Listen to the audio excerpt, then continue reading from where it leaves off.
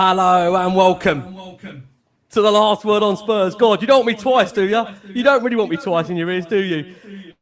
Welcome back to the show. I'm joined by three of the greatest Spurs veterans in the community, and one that, I'll be honest, I've been really worried about in the last 15, 20 minutes, and I just want to make sure he's okay and he's well.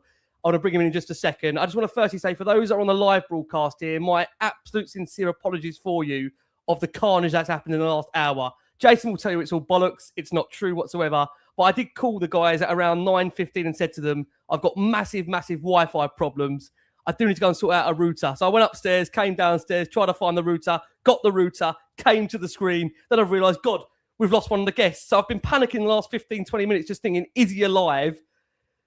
Is something bad happened? But he's here. He's okay. And what we've assembled here with the three gentlemen on your screen is three gentlemen that have seen some of the greatest strikers this club has ever had. And my God, do we need to find some in these next 2.5, 3 weeks. But we're not here to discuss the transfer window. We're not here to discuss what we might need because Jason's with us. I'm only joking. We'll come on to that later in the show. But obviously we are here to discuss the Sydney game that we've gone through and what Spurs are going to need to do between now and, of course, the Brentford game, really, to be in a position where we all feel confident going into it. And can I just say I am, for the first time here, bringing together three of, I think, some of the best guests that are out there in the Spurs community. Two that, of course, I've worked with for many, many years on Last Man Spurs, and one that in the last year and a half, I've been delighted to welcome to the show in, of course, Lubo, of course, from Tottenham Touchdown, and I've got Jason and Crackers here. Like I say, guys, if you can for us out there to like, hype, subscribe to the show, that would be greatly appreciated. Let's do a quick temperature check and make sure everybody is all right. Lubo, I had to come to you because I've been really worried about you in the last 15, 20 minutes. Just tell me you're okay. Yeah, no, all good. All good. All good. All good. Thank you, mate, for making this work. Absolutely fine. Bless you. And we have got now, if everyone has watched this show for many, many years, we used to have that issue where Jason would talk and there'd be an echo on Jason's mic. Now, after about 15 years, we did manage to upgrade Jason's PC or mobile device at the time. So it looks like Jason's issue that he's had is now transferred to Lubo in the echo. So it means I've got to keep Lubo muted, which to be fair, I don't really want to do during the show because we love having Lubo on, but we've just got to make this work generally. So we will be on mute when we're not talking. I mean, I think I probably sound better on mute, to be honest with you, most of the time anyway. But we'll definitely make that work for sure throughout the show. And just open up quickly. Cracks, lovely to be back alongside us, mate. You've had a lovely summer away. You're looking refreshed and ready for ENIC 2.0, if that's what they're still called. I mean, I might have a different name for by the end of this transfer window if we're left with these strikers. Are you okay? I'm very well, thank you, Rick, and hello, everybody. And I do love the fact that I live on this tiny little rock in the Atlantic Ocean, thousands of miles south, Africa, basically, and yet my internet and equipment never misses a beat. And there you are in one of the biggest cities in the world, London, and he's gone. Look, if anybody watching this live, he's gone now. Oh, he's back. See, look. Never get a moment's problem. Yeah, never get. It's literally the third world, and I never get a moment's issue. So, but Rick, I think Lubo should stay off of mute, by the way, because that echo reminds me of the old Jamaican sound clashes, the reggae sound clashes. And seeing as yours an hour and 10 minutes late, mate, like a proper Jamaican, we should go the whole hog and just make it like a reggae sound clash show tonight. Big up, bless up. Love that. Love that. Bringing even more experience to our panel. That's the right word. More experience to the panel. You know, I've probably got between them the amount of years they've seen of Tottenham combined. I'm not going to make them embarrassed or feel that way because, like I say, we're delighted to have these here. Jace, welcome back, mate. And purely here, Sydney alone, and to try and sort out what's happening with Tottenham in general in these next few weeks. Well, us three all had hair and were still teenagers by the time this pod should have started. So, you know, Jesus Christ almighty. No wonder we can't get Savinho across the line if you're in charge of the negotiations, I tell you. Why does it always come down to me? Listen, guys, if you're always here for the first time, thank you ever so much. If you can, for us to like, hype, subscribe to the show, that would be greatly appreciated. The same for Lubo, of course, over at the Tottenham touchline. Look, we are going to start off, of course, of that friendly that we had against Sydney, and that will really take us into what Spurs are at the moment and what they're going to need to do, because it feels like it's a crucial next couple of weeks in store for the football club to be in a position where we all feel assured and hopeful that we're ready, of course, for Brentford to come on the opening day. Before we do that, let's take you through the match facts and the stats, as it did finish Spurs 1, Sydney FC 1, but Spurs winning 4-2 on penalties. Tottenham 18 shots to Sydney's 7. Spurs 5 shots on target to Sydney's 3. We outpassed Sydney 6-6-7 to 4-8-4. The goalkeeper saves 2 for Dubravka in goal, and then the 4 for the Sydney goalkeeper. Spurs, they created 4 chances during the game, which is quite a worrying statistic, I think, against a side that really, I mean, I know I think they're A-League, they're an A-League side, but I think that's quite concerning in general. They're down to the 1. That clearances tell you everything. Tottenham, not a clearance during the game to Sydney's 26. Tottenham, 7 corners to Sydney's 0. Spurs, they edged the possession 58% to Sydney's 42%. And also the busier of the two sides in terms of interceptions, Tottenham, the 13 to the 8. We'll be bringing you the thoughts of Roberto De Zerbi during this show and Ben Davies as well, as Tottenham did beat them to earn their 3rd straight victory of pre-season after being held to a 1-1 draw over the 90 minutes, during which Matisse Tell scored a stunning free kick, which we're going to show you during this show. But the equaliser, I think, for Kota Takai, involvement in that was pretty poor. Jason, I'm going to open with you if I can, mate. Yes, it's only pre-season, but you look at that Spurs attack, and I think you do wonder where the goals are coming from. Spurs were wasteful against Sydney, with Gallagher missing 3 big first-half chances. Then you had substitute Yang missing 2 more after coming on. I think Richie was anonymous during his hour display, while the likes of Solanke, who, as we understand now, picked up some kind of a knock. He was seen limping before the game, so bit cautious of that in general. Obviously, Madison Kudus not involved yet. We've had some good news over Kulusevski, which we'll come on to later in the show. It feels, Jason, that the target has been, of course, to strengthen the defence, the midfield. But, yeah, I mean, the forward line needs a lot of work between now and I'll probably say Brentford. Can you really take away anything from it? I don't want to go too hard because it was only a friendly. But was there more cons than pros for you over the course of the 90 minutes? How would you judge it for you? I just judge it as minutes in the legs for some players. You know, we haven't even had a full complement of what you call first team players involved yet, have we? We haven't lined up with any less than 6 or 7 kids on the pitch. So, yeah, and I just get the impression against both the opposition players are just kind of going through the motions, just knowing it's a fitness training. They're not really up for it. I think we might see a little bit more football as such in the next game. But no, I mean, you know, Richie looked totally anonymous today, but you know, we're nowhere near our first team levels in all sorts of ways yet. We know that we still want players. We know that players we have got at the moment aren't fit. So, you know, it is what it is, mate. It's just get on with it. The biggest takeaways for me were the selection of Gray as captain over Davis and Gallagher. And then, you know, Luca Williams-Barnett comes on for the first 20, 25 minutes of the second half. He decides, I'm going to take total control over this game and 21 players can watch me run around, own the pitch.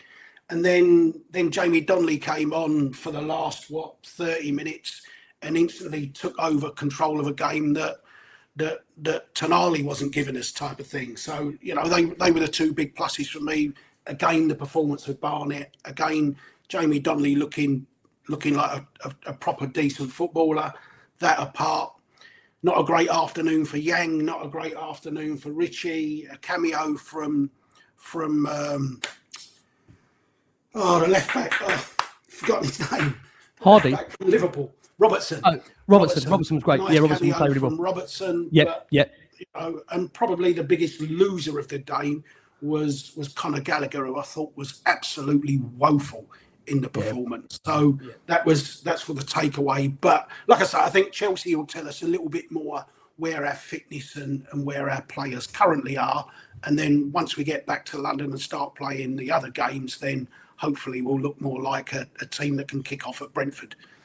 Yeah, listen, we have to hope, fingers crossed, we'll be ready for Brentford. I think at the moment there is rightly some concern around definitely the fact of our wastefulness and general lack of real attacking options up front as things stands at present. I think I've said it before. The concern is already when you're hearing these suggestions of Solanke limping after that recent game against Auckland and not even being able to make the team. This is what I was talking about in the last few shows with Solanke. I think, Jace, we had this conversation last summer, you know, or even, you know, in the last few months with Solanke that, Yes, he has scored goals against big teams and he definitely makes an effect in games, but just can't keep the bloke fit. It's just, there's no point having players here that we just can't keep fit, is it? Solanke.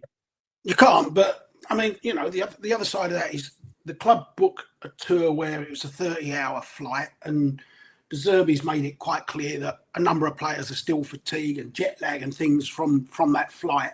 Well, the bad news is they've got the same type of flight on the way home as well. So, if they're not fit after that flight, they won't be fit when they come back to London, will they?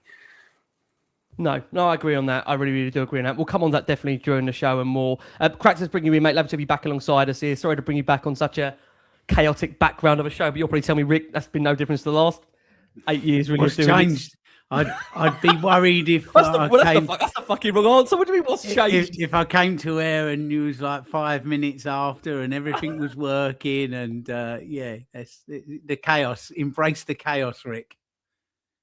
You love it secretly. I know you do. You love the chaos. Look, we must just say as well on this point that I think Tell, obviously, we'll come on to his goal. It's a bit of a statement for Matisse Tell because, as we know at the moment, Jason cover your ears. Obviously, this speculation around Savinho, you wonder what's going through Tell's mind at the moment because he probably thinks to himself, he was reassured by De Zerbi, I think, just after we clocked off for the summer, that don't worry, you're someone I'm going to count on. And all you've heard since then is Tottenham want to sign a load of wingers. So, I mean, going through Tell's mind, you probably just wonder for the kid thinking, well, hold on, am I going to get an opportunity to really prove myself here?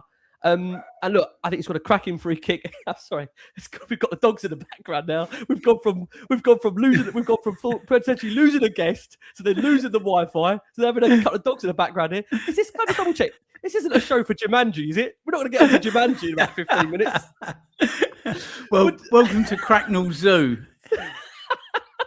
Just a way to cut the parrots to arrive over the back of your shoulder there, Cracks. Give us the thoughts on the game, Cracks. Look, and just to also make this clear, we've only scored 4 goals against MK Dons, Auckland and Sydney. So if pre-season, I think, showed us anything. Is it fair to say, Cracks, that we're desperate for attacking options? Well, I mean, with Richie just being Richie and then, limping about as well for... we've gone straight out of my head. Solanke, sorry. Yeah, exactly. I ain't not seen him for so long, but I've forgotten his name. It's it's not looking great up top. And I mean, today we had some golden chances that needed turning in.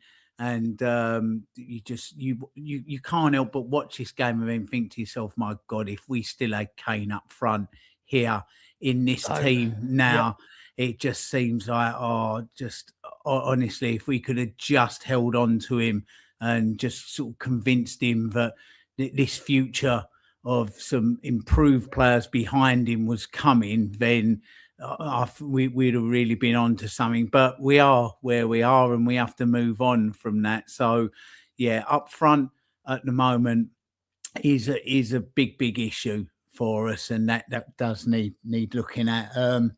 But with Tell and then this link, supposed link with Savinho. Look, you don't buy players for the next sort of 5 games or 5 months. You have to look at some like planning with this, and then if we're looking to get back into Europe and then go deep into cup competitions, then a Tell and a Savinho, if he comes in that position, is exactly what you're going to need. You're going to need 2 quality options in each position. So, okay, if somebody else comes in, Tell may have to sort of take a little bit of a backseat this season if he's happy to. If not, then he may have to sort of think about looking to move on. But he'll get chances because you need to rotate in a long season if you start making European competition via the league. So, but look, we're cracking free kick today, which I'm sure we'll get onto from him. And Jason was right. There were some players where you looked and you think to yourself, okay, he looks decent. Gallagher today, wow. I mean, it seemed quite apt that we had a player with a surname Hardy came on, because he looked like Stan Laurel, didn't he, today? He was absolutely, he was miles off of it. But then, I don't know, it was a pudding of a pitch as well. It's minutes in the legs. It's a get out there around the world. It's a global game now. The days of going over to Scandinavia and Ireland, everybody's branched out from that type of pre-season. So, you know, going to places like Australia and New Zealand and the Far East is where it is now, because it gives the fans around the world, exactly, it's big money spinners. I mean, Chelsea Tottenham games, 85,000. It's a huge stadium. Yep. It's nearly a sellout. No, So mental. these are huge money spinners, and they put the club's name out there globally. It's just a shame for those fans overseas, but they don't get to see that many of the first team players. But you know, you can't just all of a sudden start throwing your starting 11 in just because, you know, people want to see them. That's the shame of it. But look, it was a minutes in the legs game, and you just sort of working up. I do wonder, Rick, with playing Sydney today, I know it was part of a tournament, but they were quite physical with us. And when we do get back to London, Spurs are playing Getafe behind closed doors, and I will be watching that with my hands firmly over my eyes, because Getafe are, if you think Atletico Madrid can be a little bit put it about, you wait till Getafe start, because they are, wow. I mean, they love to boot people up in the air.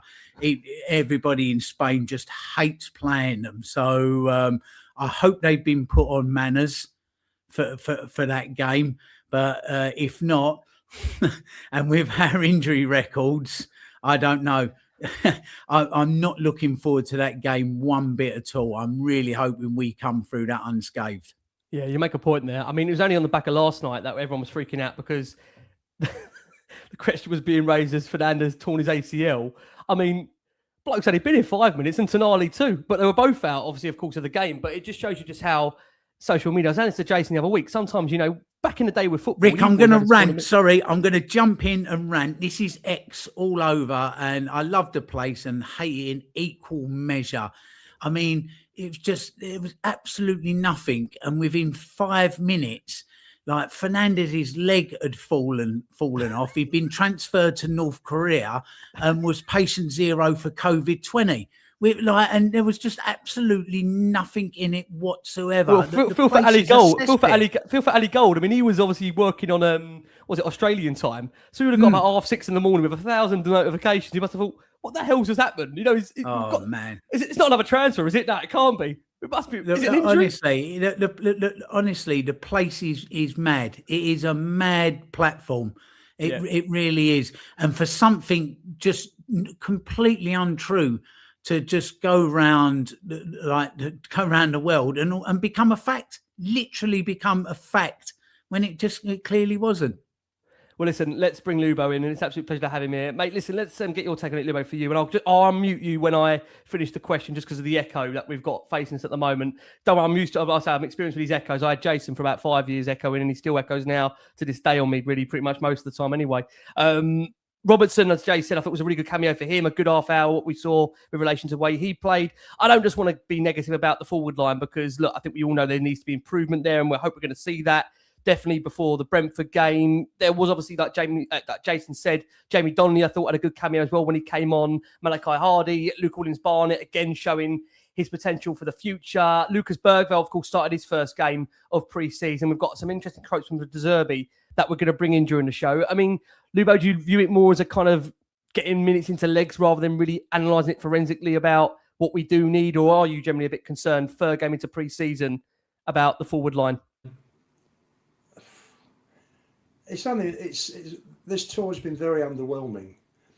And I think it's for a number of reasons. Number one, yes, they're jet lagged. What on earth? And I know there are Australian viewers watching. No disrespect to them, but we've just had a big World Cup in America. Why isn't anybody using their brains and thinking, do you know what? There's going to be a bounce here in America. Let's come in while literally a week or two after the World Cup's finished, and we're touring, and fans will come in and we'll grab. We've been to Australia. We've got a lot of Australian fans. We've got a lot of Korean fans. We've got a lot of Chinese fans, I believe. How about going into the States? That's an area that is, for Tottenham, is pretty untapped. So we missed out there. So you got jet lag. So you got players with fatigue. He's playing the kids mainly. He's drip feeding the senior pros in. There's 10 or 11 senior pros that haven't even travelled. I think 6 of them because of the World Cup and 4 or 5 because of injury, including, I think, and obviously Vicario sounds like he's going. So, you've got 35 out there, you've got 11 that haven't gone, so you've got 46. So it's an enormous squad. What are the positives? Obviously, Williams-Barnett. The other day, I thought Gray played very well. I thought Donnelly has done well on the tour. Robertson looked a different level today when he came on, literally to everybody. It's an underwhelming tour, because of the World Cup, because we haven't got the full squad there. We're missing players with injuries. There's so many different reasons. I worry. Listen, we haven't got the hardest first 5 games before the first international break, but it's going to take time to gel, and we need those strikers. I mean, De Zerbi must be looking at the forwards on this tour. Forget the 7 games that he was manager of, because he obviously knows what he's doing, and he's looking at these players on tour now.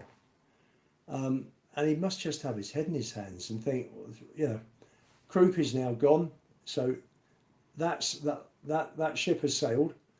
He's now got to go out and get players. And I was on my show before. We were talking about which strikers, and you look at go and get Rashford. For me, he would be much better than Savinho. For me, I like Ismaila Sarr from Palace. Balogun looked good in the World Cup. There are players out there. I just worry that they're not watching it. They're not watching that the scoutings, the Lang and Mackenzie are not fully engaged in what's going on abroad. Now, we've just brought in Chris Ramsey to head up overseas recruitment, which further sidelines Lang, thank God. He's no longer involved in transfer, in negotiating. Thank God for that as well. I just want him out. He's done a really poor job since he's been a CEO. So there are some really heartening signs with ENIC 2.0, and it is encouraging. I'm not ENIC in before anybody says, oh, you've done a 180-degree turn, but I am encouraged by what they've been doing. They put the money up, they've gone up, and they bought Fernandes and Tonali. We would never have been in for these players a year ago with Levy at the club. We would never be paying the wages that these boys are on with Levy at the club. So it is changing. It is changing, but you can't put right 25 years of neglect, and they have neglected this football club. No question about it. Fantastic for real estate, wonderful training ground, wonderful football pitch, wonderful football ground, football stadium, and they brought in the other activities, which is great, which all adds to it. So on the money side, wonderful. On the football side, forget. And you can't put it right in X amount of months, but at least they're trying. They've got Rafi Mawson in now, who City were gutted, I heard, to lose. So that's a plus. He's brilliant with negotiating, I'm being told.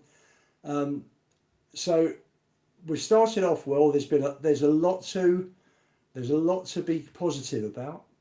And I think this is a long-term project. This isn't, we're going to come in and we're going to win our first 5 games and everyone's going to be thinking, oh great, we're going to challenge for the top 4. Forget it. But we do need, coming back, we do need the strikers. we do need those two strikers, two forwards who are going to come in and get you 30, 40 goals, because we're massively low on goals. Last year, Solanke and Richie got 19 between them, I think. I mean, that's pathetic. You know, Haji Wright and Asante from Coventry are a better front two than these two. So they've got to get these players in for the pre-season tour. Take it or leave it. I think the boys from the World Cup, the last four will be back 10th of August. And I think for me, pre-season probably gets started then, and it's a very short pre-season. So I can't say I'm up there or down there. I'm watching all the games because I'm a fan. But I think this is a longer thing, and I think maybe we'll start to see the benefits of the new players coming in and the way De Zerbi wants a style of football. I think it'll take a few months before we start seeing the benefit and they really kick into gear. Yep. I think that's all fair points from Lou. I can see Jay Shakina come back in for us, and we are going to quickly just fit in the first break. We also need to hear from De Zerbi, and also, like I say, just discuss some of the key aspects of the game before we come and discuss really in a bit more detail. What you will feel reassured by the club, what they need to do between now and that Brentford game. Go on, Jay, take it away for us. What you want to say on the back of that from Lou? Yeah, I think basically the reason we go to Asia and Australia and such was the sponsorship. You know, AIA pumping, 44 million a year for the shirt sponsorship, or a minimum of 44 million a year. AIA are the biggest insurance company in Oz and New Zealand. They're the biggest life insurance company across Asia. They have no offices in the USA. So that's why we don't go to the USA. Maybe next year, when I think AIA just becomes the sleeve sponsor, and obviously their sponsorship will drop down and we sort a new shirt sponsor, I'm sure we'll go to the States. But, you know, when you're taking 44 million a year out of a company, they want some payback on that. And that's why we do it. And if you actually go on those tours, a lot of the activities that go on away from the match, the football training camps, the meet and greets, they're all sponsored and arranged through AIA companies. So that's why they go to those places.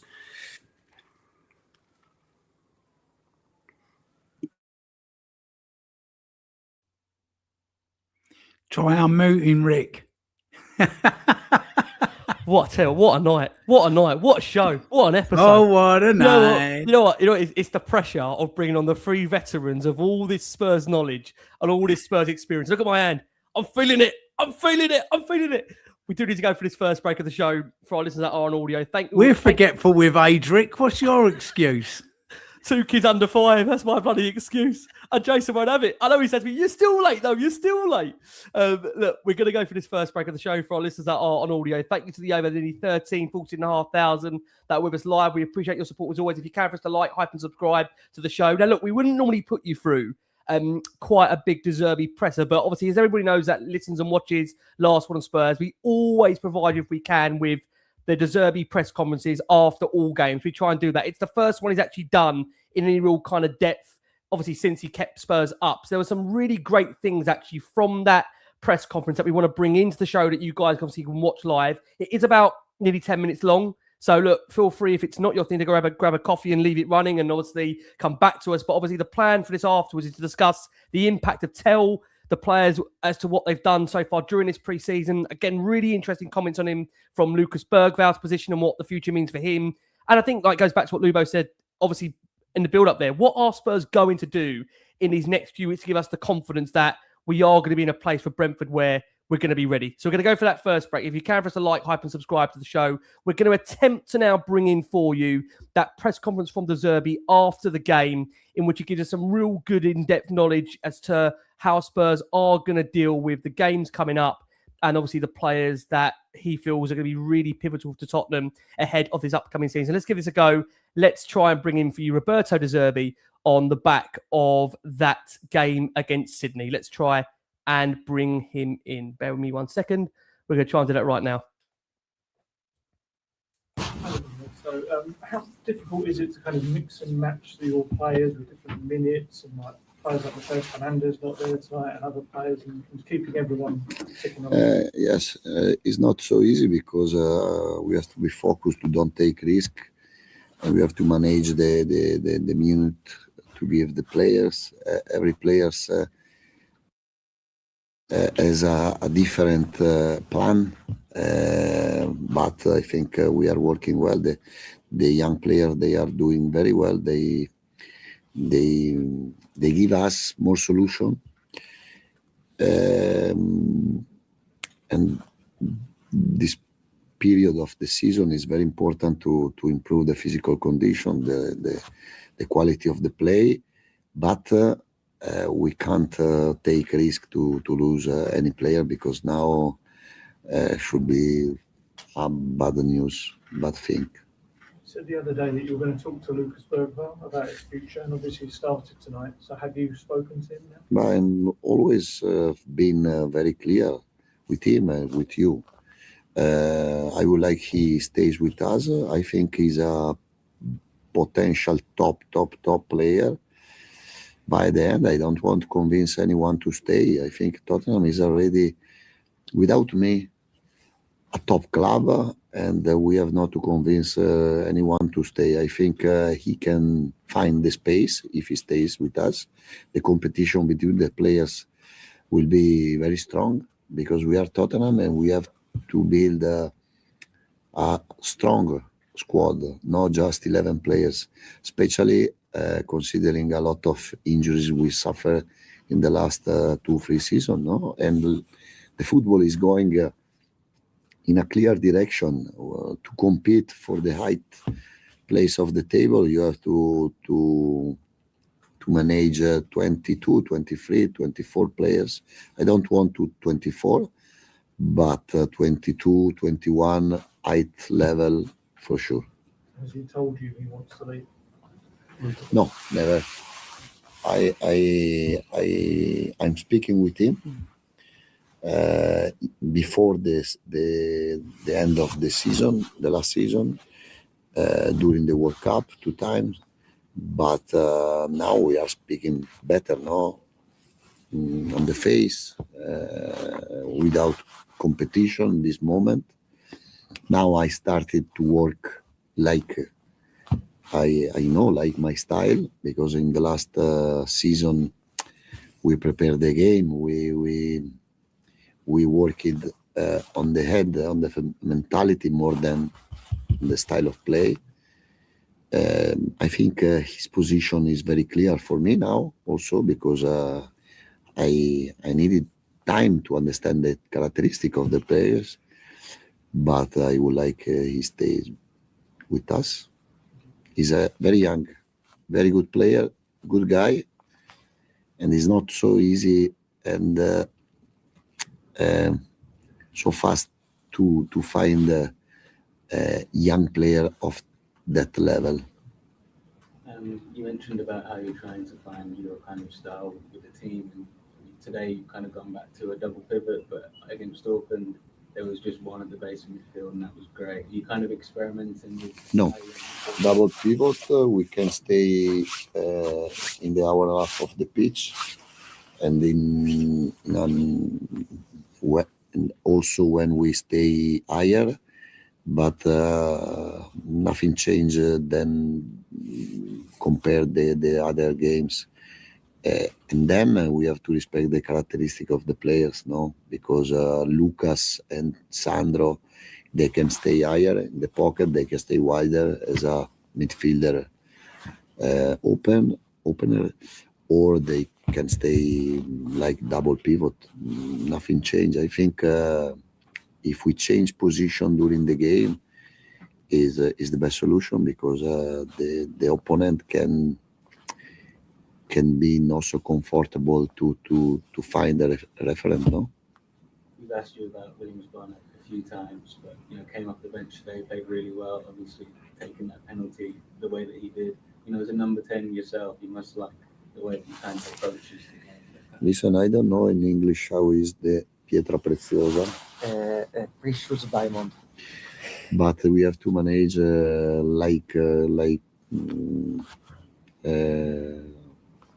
una pietra preziosa. We have to improve. We have to help him to improve in the last decision. As a physical, has to work harder to become stronger, because in this time of football, he needs to be strong and to give space. When there is the right moment, I usually give time all of young players I worked in my career, and is a potential special player. You mentioned the other day about small injuries to Doggy and Madison. Obviously, there were a few senior players that weren't in the squad today. Is it just a case of load management, or have there been any? For who? Danso, Van de Ven. No, Danso, Van de Ven, Solanke, JP Van Eyck. I thought they were not ready yet to play without risk. Maybe someone of them can play the next game Saturday with Chelsea. Maybe not at the beginning. Maybe the beginning Robertson and Sandro Tonali. But it's the management of the players, no, especially after World Cup or after big injuries like Udogie or Solanke, no. They suffered long injury last season, and after a long trip, after the jet lag, after the beginning of the pre-season, I wouldn't like take any risk. Sorry, I noticed you didn't mention Fernandes. Fernandes is just fatigue, the calf, and also for him, we took the decision to don't take any risk and to recover and to. But the next week, Wednesday, when we start the pre-season in London, he will be ready to work. Roberto, you said that Lucas hadn't told you that he wants to leave. Have you picked up a feeling on where he is in terms of what he wants? No, but it's very clear.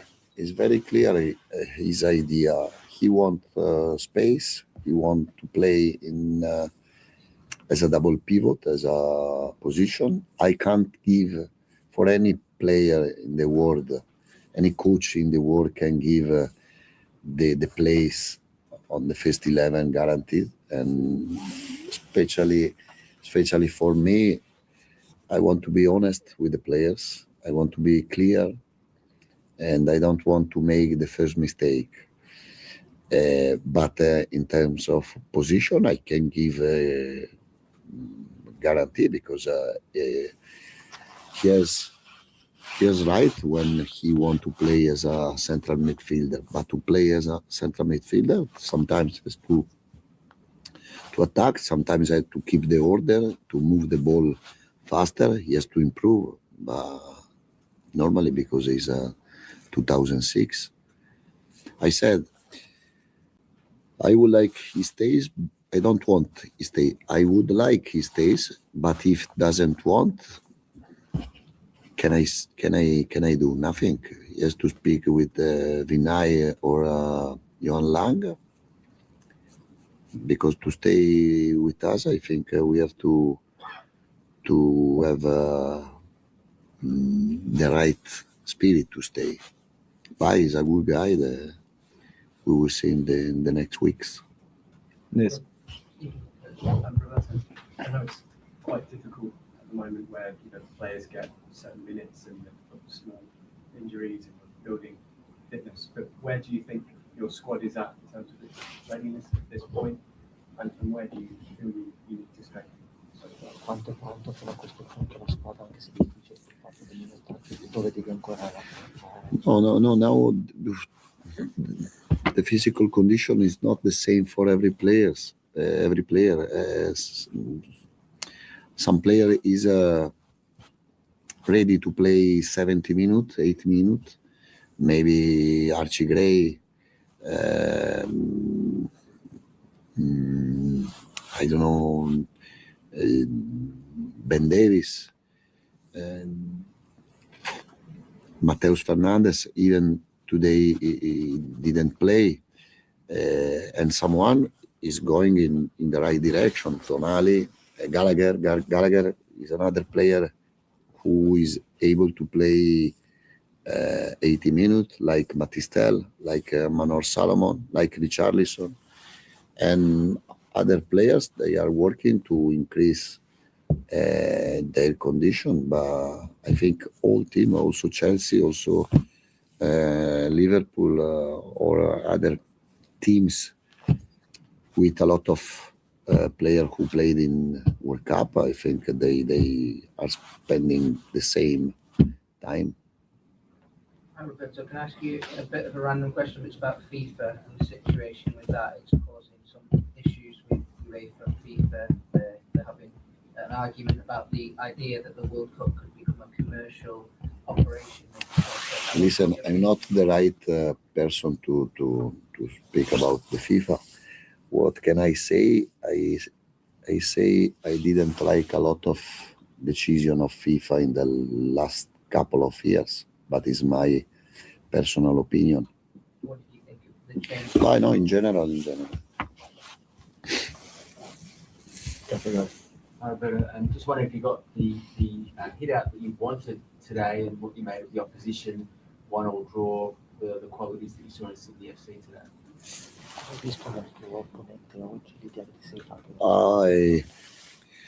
I think they played very well. I spoke with his coach and to make congratulations because they played very well. They are a very clear style in a difficult country, because in Australia football is not the most important sport, but yeah.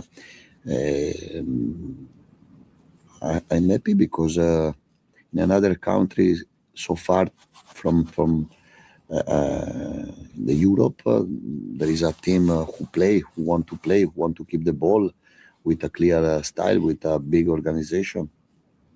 Any of the young players take your attention? Because it was a fairly young team out there today in Sydney. No, listen, when I play, I have my focus on my players. It's tough to analyze the performance of my players. Yeah, but there are a lot of young, good players in Sydney.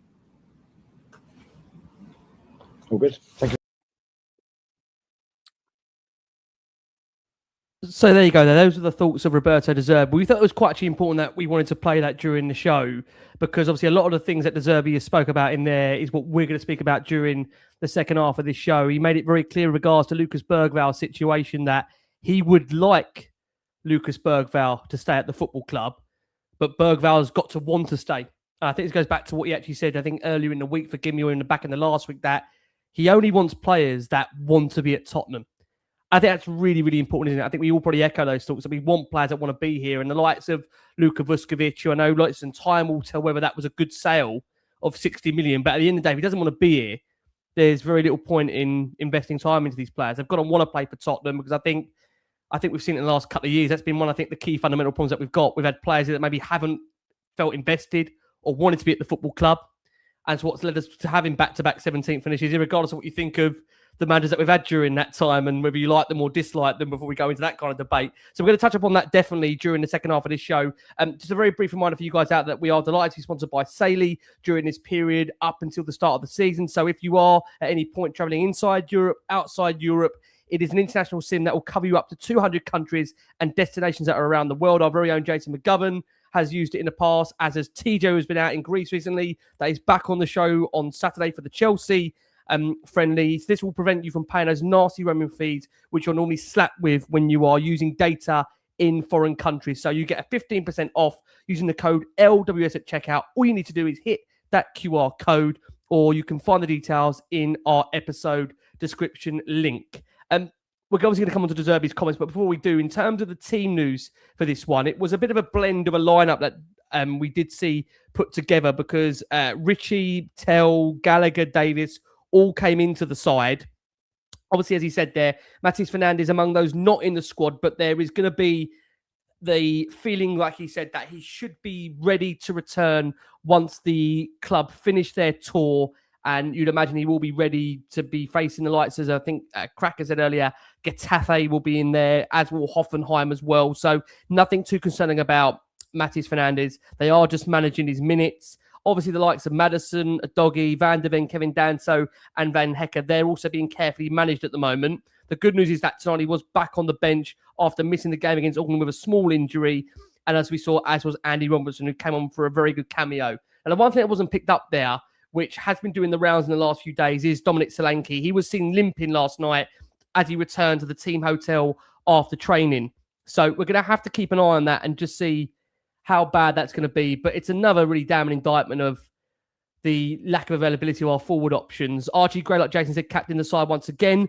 So the team for this one did read Dubravka, Kiramerton, Davis, Hardy, Ty Hall, Gray, Bergvall, Solomon, Gallagher, Tell, Richarlison, with a bench of Kinski, Robertson, Takai, Tingy, Byrne, Tyrese Hall, Russell, Denny, Donnelly, Tonali, Ajoy, Yang, Williams, Barnett, and Scarlett. And look, for everyone's benefit, we're not going to do a minute-by-minute commentary of the game, but I think let's come straight to Mathys Tel that put Tottenham ahead with an absolutely fine finish, which we're going to try and show you during the show here if we can.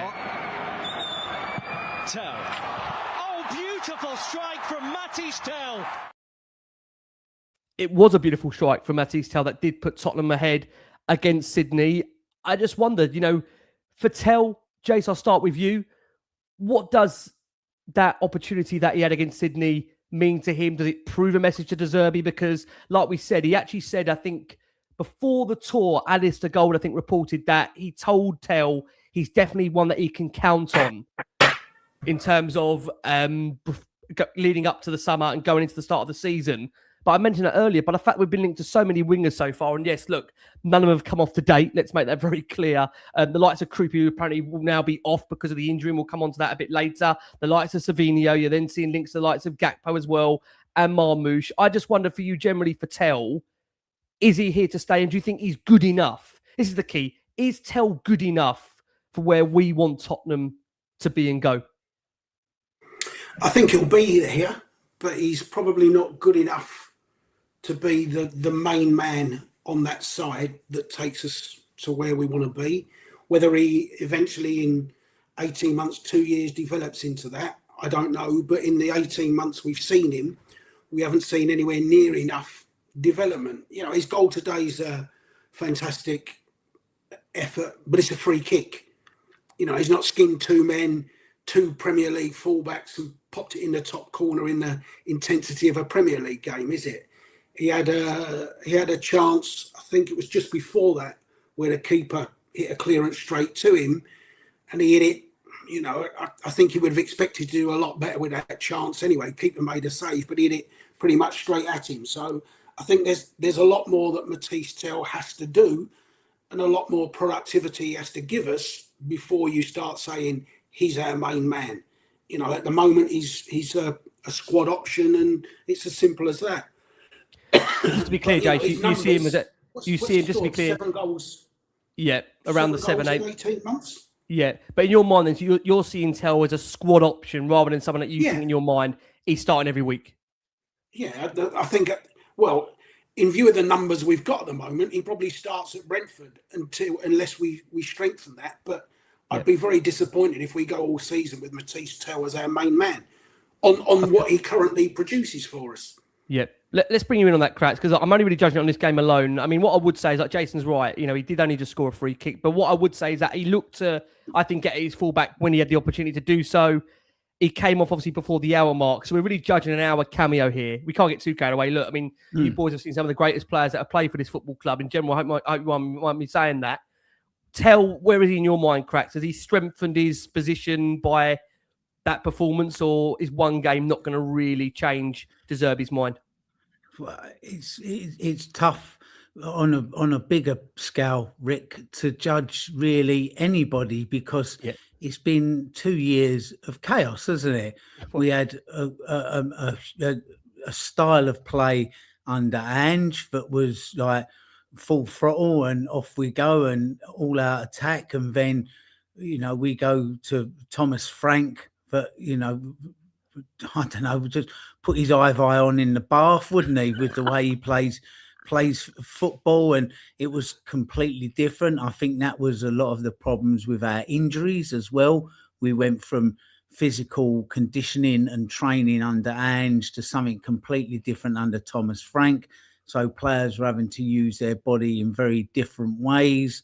Then all of a sudden, we just seem to have a succession of caretaker substitute teachers that come in, and it's just been chaos and the Wild West for a couple of years, because we've just not been settled with a style and with a manager. So these players in the last sort of couple of years, coupled with a couple of real big talisman that we've lost in Kane and Son now as well, it's just been up in the air. So look, we're now with De Zerbi. I like the cut of his jib. As the great Jason McGovern has always said in the past, first you get rid of the unwilling, then you get rid of the unable. And he's spot on. So he wants to keep those willing, and if they're not happy with the way he's running things, then come and see him and go and see Mr. Lang, and then we'll sort something out for you. So there's a couple of seasons, a bit like with Poch, you've got to give this now a couple of seasons of a little bit of players coming in, some going out as well, and just picking something that we have done now and sticking with it. And what it looks like on the surface at the moment, the manager being backed with some quality players, because there's a lot of players in that side that if they get some quality around them, you may see a whole different level of how good they can be, or just show up how poor they actually are as well. Because, you go, well, hang on a minute, he's really not reading these quality balls that are being put in by a better quality player that's coming. So this is going to be a little bit up and down. So it's so hard to judge in pre-season. It's going to be quite hard to judge even next season, because I can see that being a little bit, once we get into, the real cold face of the battle, who's good enough, who isn't. So we're going to be 3, 4, 5 windows now, just sorting that out and seeing where our level is. But we've just got to stick with something. So players, they may kick on, Rick. I mean, even with Solanke, if he's not injured, maybe with some better service coming into him, all of a sudden he kicks on and off he goes. But we just can't seem to keep him fit at the moment. Richie, you think to yourself, okay, you've seen what he is and who he is for, a good few seasons with us and with Everton and that. So, it's very hard to judge who's who and what's what at the moment. And I think this season coming is going to tell us a hell of a lot, a real lot. So let's see. But look, if we go out and we continue to do what we've done already, bringing in some proven quality and spending some proper money on it, it gives you a fighting chance, Rick, doesn't it? So I don't know. Tell a squad player, I would think. You've seen there's players out there, in world football that can do his job, but just a little bit more consistently, a little bit better.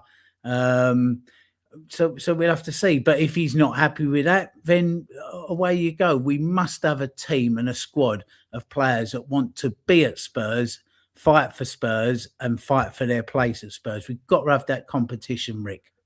Yeah, I think that's very fair. And I want Luba to come in and do thoughts and tell. But before I do that, Luba, I'm just going to read you out on Archie Gray. I say read you out on Archie Gray, just to get your opinion on Archie Gray and really where you see his position now in the team. Because I think it might have been yourself, or I think Jason might have said it earlier on, Archie Gray, that De Zerbi seems to really be trusting at the moment. And it depends how much you kind of value him being given the captain's armband during pre-season, because there's a lot of older players that are around him, but still stuck with him as a captain. I thought he looked very composed, and he actually played a great first-time pass to Hall in the latter part of the first half. Another hour under his belt as well. And you do just wonder kind of how important Gray could be to De Zerbi, because when the team news came out, I think it was a surprise to see Gray named as captain for a second pre-season game in a row. You've got more experienced players on there, the likes of Gallagher, Richarlison, Davies, they all started. But again, it's the young midfielder that gets the armband. So I wonder, despite all the talk that is rightly there because of the nature of the amount of money we've spent on Fernandes and Tonali coming through the door, of course, 100 million and 85 million apart. I look at Gray and wonder, does De Zerbi maybe see him as the final piece of that three-man midfield? Because there's a lot of talk right now around the fact that Maddison looks like he's going to be given the captaincy once Romero does move on. And, you know, does that maybe a vote of confidence to Gray, Lubo, that he sees him being a real important player in the future of Tottenham? How do you read it with Gray? And feel free to talk about Tell if you want to bring him up and let us know if you feel that was a statement for him in terms of that goal being part of a big future for him at Tottenham. I think all I can say, I'll start with Tell. Agree with the guys, he's definitely a squad player. Hits a great dead ball.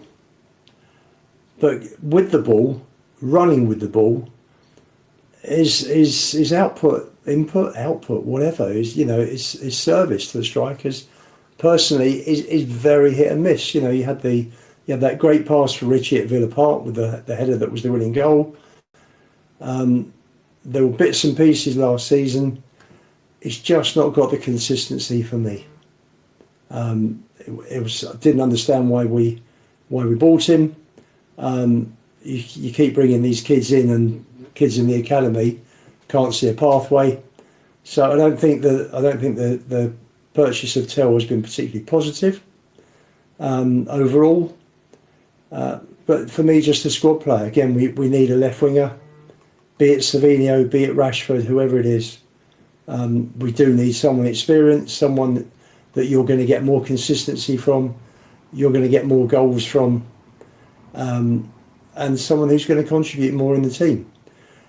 Moving on to Gray, I like that. I like the kid. I think he's going to make it big at Spurs if he's given the opportunity. I do worry for him this season. Captain, it's great. It shows De Zerbi trusts him.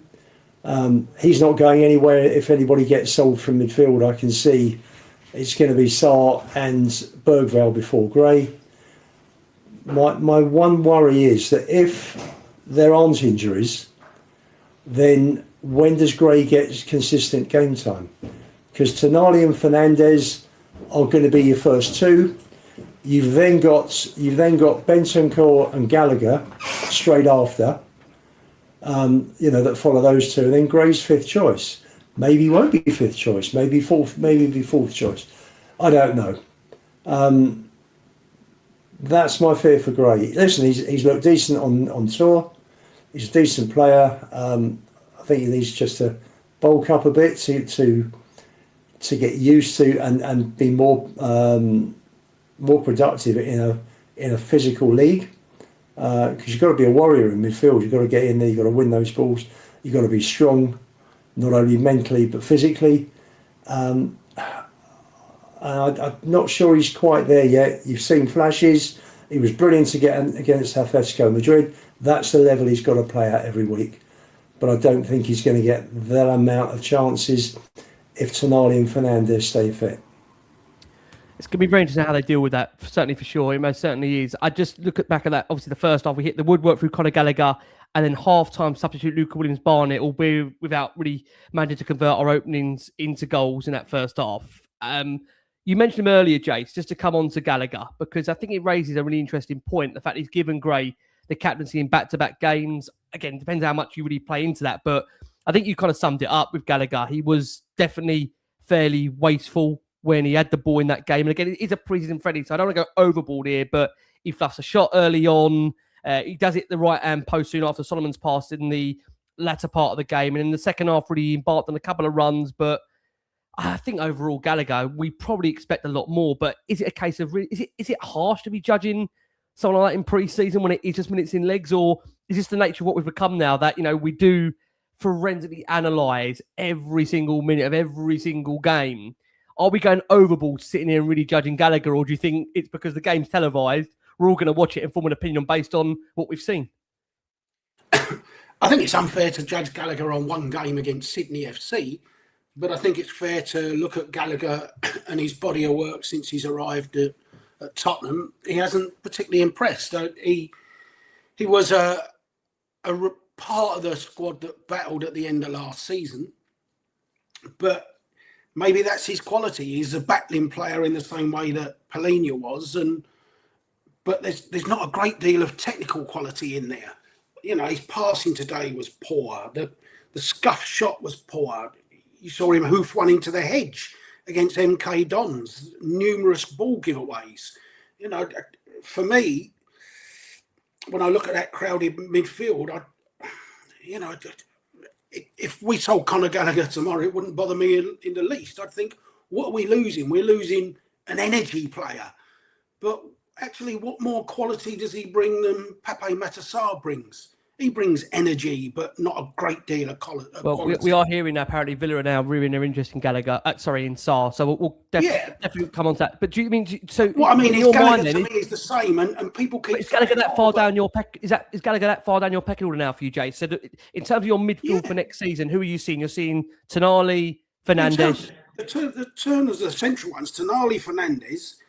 For me personally, Gray's above Gallagher, but I think De Zerbi may well, in his mind, have Gallagher above Archie Gray. But I'd sooner keep Bergvall than Gallagher, and I'd allow Bentancur to go, and I'd try to get some money back on Conor Gallagher. That's just me personally, but you know, I'm not a big fan. You know, all the great moments he did for Palace is 5-6 years ago now. You know, he couldn't keep his place in the Chelsea team. He couldn't keep his place in the Atletico Madrid team, and I'm not sure he starts in our team if Fernandes and Tonali are the central two, and we play with a Maddison as a number 10. Yeah. Then where's Conor Gallagher's place? So it's not based on what I've seen today. It's based on what I know of Conor Gallagher, and not just of his time at Tottenham. It's very interesting because, as we know with De Zerbi, he made it very, very clear that he tried to sign Conor Gallagher whilst he was the Brighton manager and really liked him. But you just wonder now whether goalposts have moved and shifted because he's now got Tonali and Fernandes through the door. I think he's one of those. I think he's just one of those players that when you first get him, you think, that's something we don't have in the team. And for the first few weeks, you kind of appreciate, I like that. But after a month or so, you start looking at him and think, yeah, but what else are you actually giving us? And there's not a lot else that he's giving us. But the problem is, though, the problem with Conor Gallagher. I think the problem is that it's also the way you want to play, isn't it? I think this is the key thing about Tottenham. If we want to be a progressive team with the ball that's going to implement a high press to win the ball back, you're maybe then thinking, well, is he going to be able to work really in tandem with Tonali and Fernandes? Whereas if you were set up differently, with all due respect, like a Palace at the time, and maybe like at Chelsea at the time when he was in the team, maybe he would have been operated slightly differently. I still think potentially there's a place for him as a squad player, but I'm the same as you, Jason, and probably I think where Lubo's probably as well with Gray. I mean, I'm not sure if I put necessarily Gallagher ahead of Gray. I see them both kind of being alternative options to Tonali, Fernandes and Maddison. But I think the biggest one we've got, Crackers, as well to bring to you on this, we don't really know how fit Maddison's going to be, because Maddison obviously back into last season came in for a few games, and let's be honest about it, the mood was so low that we needed Maddison on the bench as a cheerleader. You know, we gave up a substitute spot last season because we needed a cheerleader that was good for morale. But we actually have got no idea if Maddison's going to get back to the level that we know Maddison can do. And this is, again, the thing about pre-season games. We're judging it on the basis of a cameo for 45 minutes where, look, it was true. If you're going to judge Gallagher on that game alone, he was absolutely shocking. But it is pre-season. Stop hating on Maddison, Rick, just because he's got better hair than you and had a fantastic cut and blow dry. Look, mate, it's about the only thing I've got. It's the only thing I've got bloody left at the moment. I mean, Jesus Christ. Again, Maddison, another player. If you get the right sort of players around him, does he elevate or does he sink? Wow. You know, there's a lot of sort of more questions than answers at the moment, which the season coming will tell us. Absolutely. Same with Gallagher. Look, Gallagher came in at a time of chaos and turmoil when Levy had gone, and these brand new. Just to qualify, checks. When can you remind me when it wasn't chaos and madness? How far are you going back here? when these brand new owners that have been there for 25 years decided that they were going to start. Edict 2.78. Exactly, when they were going to start steering the Titanic instead of Captain Levy, and it was clear and obvious that we were in trouble at that time. So Gallagher represented something, anything, something of a player available. We chucked some money at him, and you know what? To be fair to him, he was quite instrumental in them last sort of 2-3 games that kept us up. So we all know just how catastrophic relegation would have been for us. So he's kind of paid for himself already, being part of that groovy gang that did eventually pull their socks up and get us over the line and keep us in the Premier League. Is he what we need for where we want to go to now and under De Zerbi? Probably not, Rick. But that's not on Gallagher. He got made an offer to come back to London. They're a tight family, the Gallaghers. His brother plays down at Dorking, and the family's a London family. So he got a chance to come back on good wages at a big club. He's gonna take it, isn't he? So going forward, he probably isn't the answer, and he probably will be moved on, in the next sort of couple of windows as such. But when he came in, he was kind of what we needed. But what he offers is limited, isn't it? Really, but what he offered us in our situation, and it was a shit situation. Let's be honest. It got us over the line, so that's where he is. But again, all bets are off, Rick, because De Zerbi literally has been here for just a few games and a pre-season, and we'll see where he takes some of these players and who digs in and who fancies it and who steps up and who has to step aside. But it's. You do wonder if he does have that quality to get into that midfield amongst what we're looking to bring in now. And we have to see on that point. And what I will just say is there's news breaking at the moment with regards to Pape Matar that Aston Villa hold a strong interest in the player. And I think at the moment, based on the amount of midfielders that we've got, and also we're sitting there about Gallagher and what's happened to him, you'd imagine Pape Matar might be quite far down the list. But again, it's only last week that De Zerbi said that he sees him and Bentancur being crucial players, but I think what George Achilles said when he was last on, he's only going to come out and call them useless because he doesn't want to lessen their fee and doesn't want to obviously show his hand as to how important these guys are going to be. Now, I don't want to spend too much more time, guys, on the pre-season game itself because we've got quite a bit to discuss in terms of what Spurs need to do to feel that we're ready in these next couple of weeks for us all wise. But so we go in at half-time, we make a couple of changes. We saw, forgive me, Tonali, Takai, and Williams-Barnett on for Bergvall, Davis and Tell for the second half. Luke Williams-Barnett hit the crossbar with a left-footed effort. And look, do you know what? I mean, we're going to hear from Ben Davis in just a second. But we heard from De Zerbi actually during the ad break where he did say he described Luke Williams-Barnett as a precious diamond and we have to work him in the final third and he must work hard on his physicality. I've worked with a lot of young players in my time and he's potentially a special player. I just wonder, boys, I mean, I know it's only pre-season. I mean, have you ever seen the cheek of someone to do this in a pre-season friendly? A Panenka. Williams-Barnett first up. Oh, the audacity of the 17-year-olds. I mean, come on. Cracks, you've interviewed a lot of Tottenham legends.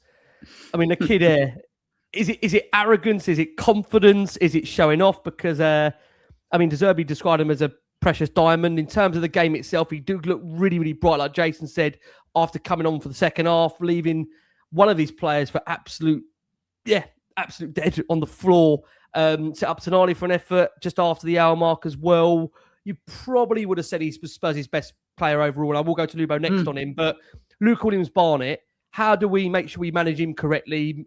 Maybe not the way we've mismanaged the likes of Vuskovic and Bergvall, who will come on to also after this final break. What do you think about that with Luke Williams-Barnett? Does he need a loan? I think he might actually be too quite young for a loan. I think he's so young. I think he's restricted. Jason's nodding there. I think he's restricted of a loan. But I suppose the question I've got to ask you is, how do we make sure we keep the pathway right for him? Like Lubo said, maybe we've brought in players at the past that have blocked these kids. He's 17 years old and he's doing that, and I'm all here for it, Rick. I'm here for that.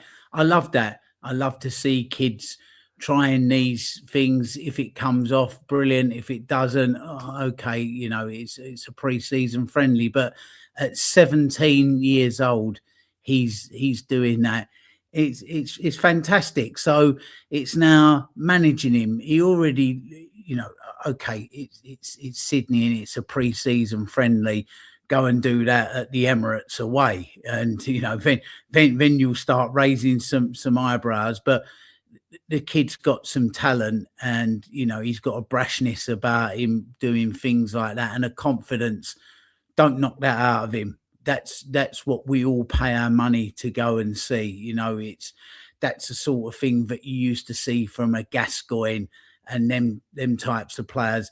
So just keep doing that. Just keep being, you know, entertaining and a little bit edgy and offering something that's you're gonna be remembered for. So it's all about managing his pathway now, isn't it? And if they feel he's ready, and to keep him round the squad, or to give him a loan once he gets to an age you can't even do that at the moment. But to have youngsters in the ranks like that with that sort of ability and sort of natural flair, that's what I want to see at Spurs. That's what's going to have you coming out of the lane maybe in 3, 4, 5 years time, if he's still there and still doing that. And you know, having us doing 10, 15 minute sections on him on here and just talking about how great he was and the entertainment of it. So long old path to go from 17 to get through into a Premier League player. Just needs managing in the right way. Absolutely. Look, I don't want to take too much time up, but I just want to obviously just touch upon Lubo coming to you, and I'm going to take you off mute as well and say this. Obviously, Robertson, good cameo for him. Mason Millie, of course, came as well in that second half. Dane Scarlett did net the winner on the penalties. We were quite lucky the fact that obviously Sydney missed a couple that did see Spurs go and win the game. We had 5 changes later on. Robertson, Melia, Scarlett, Yangmin, who I asked Jason about, and Kota as well. They replaced Richarlison, Solomon, Gray, Gallagher and Hall. Is that one of the most important things for you, Luba, that we do manage these kids right? I'm talking about the young ones like the Melias, like the Luke Williams-Barnett, that these kids can see a pathway and we don't get to a situation where we have to lose a Lancashire, we have to lose a Vuskovic, we may lose Bergvall. I know Bergvall didn't come through the academy, but I think it's really important that whilst we want players for now, I know you're also going to probably tell me, Rick, it's really important that we've got players for the future of the football club. Would you agree? Yes, I think first of all, going back to Williams-Barnett, I think the fans have got to back off a bit. They're all going to be all over social media. They probably have already. The kid's 17. It's a massive jump from the academy to Premier League football. It's an enormous jump. So give him a chance to breathe. Let's not be talking about him as the new Gazza or the new Hoddle. Let's, which I've seen already today. Let's just give him a chance. You know, keep him at the club. For me, you've got to have him learning under De Zerbi. I know he's been training with the first team since pre-season started, and it all goes well for the future. For me, he's probably the brightest talent, along with Byfield, who's strangely absent, isn't he, on this tour? He didn't travel. Might potentially an injury there. Is it? Okay. Coming on to the academy, I think there's got to be a pathway. I've heard De Zerbi wants the academy at the same level as Villa and City, and for me, you know, you look at the academy players that came through, the youth players that came through. I know football's changed. I'll go back 40 years to the 80s when you had Hazard, you had Hoddle playing, you had Perryman playing, you had Paul Miller, you had Falco. You had Vinnie Sandwich, you had David Howes. There were so many that were coming through. And I know it's much tougher. I know it's a global game now. And I know we're bringing players in globally. But I think De Zerbi will stop that, from what I gather. There's, you know, and he's, as he said in his quote in an interview a few days ago, if they're good enough, they're old enough. So I think he's gaining a lot on this tour from seeing the kids. got to remember the opposition's not great. It's way down compared to Premier League clubs, and the level and the speed and everything. So, but it is interesting for him. It's good that he's seeing Donnelly play. I know there were certain players he wanted to have a look at when they came back from their loan periods. But there needs to be a pathway from the academy to the first team if players are good enough. Because I mean, you look at it, if you add up the money that we've spent on all the youngsters in the last 3 or 4 years, it comes to over 150 million. Wow. Which is madness. I mean, it's crazy. Why did we buy Terranova? What was the point? What was the point of having Sousa? You've got Spence and Udogie. You could play Mickey at left back if you wanted to. What's the point of bringing in Sousa? I don't get it. I saw the under-21s last Tuesday at Boreham Wood, and they had a kid called Miracle Adewole who played left back, who then switched to the right in the second half, who was very, very good. But, you look at him and you think, well, how's he going to get through? You've now brought Robertson in. They're obviously worried about Udogie's fitness record. And what are they going to do with Sousa? What does Adewole think? The kid looked good. He was sharp. His passing was good. His movement was excellent. His vision was good. He was on the move the whole time. Didn't stop. Didn't switch off. He was actually played right in front of me. Second half, the kid was superb. You've got to keep a pathway for these kids, basically. Stop buying the Tells and Odebears. Maybe Thompson would have stayed. If Tell hadn't have been bought. Just saying, Yeah. I think it's a tricky one. I mean, what I will just say, Jace, because we're going to go on to this final subject now. We're going to go for this final break. We're going to hear from Malachi Hardy and we're going to hear from Tell just in a second, quick 30 seconds interviews. Before I do, Jace, is it just worth pointing out the fact, I know you very kindly a few weeks ago kind of brought up the fact of the situation Spurs have got around registration rights, issues, regulations they've got. I mean, it's fair to say we're going to come on to this actually as we go for this final break of the show, but bringing players in now, it's not as easy as what people maybe think it is it? Given the nature of what Spurs have got with their homegrown and issues that surround this. Is that fair?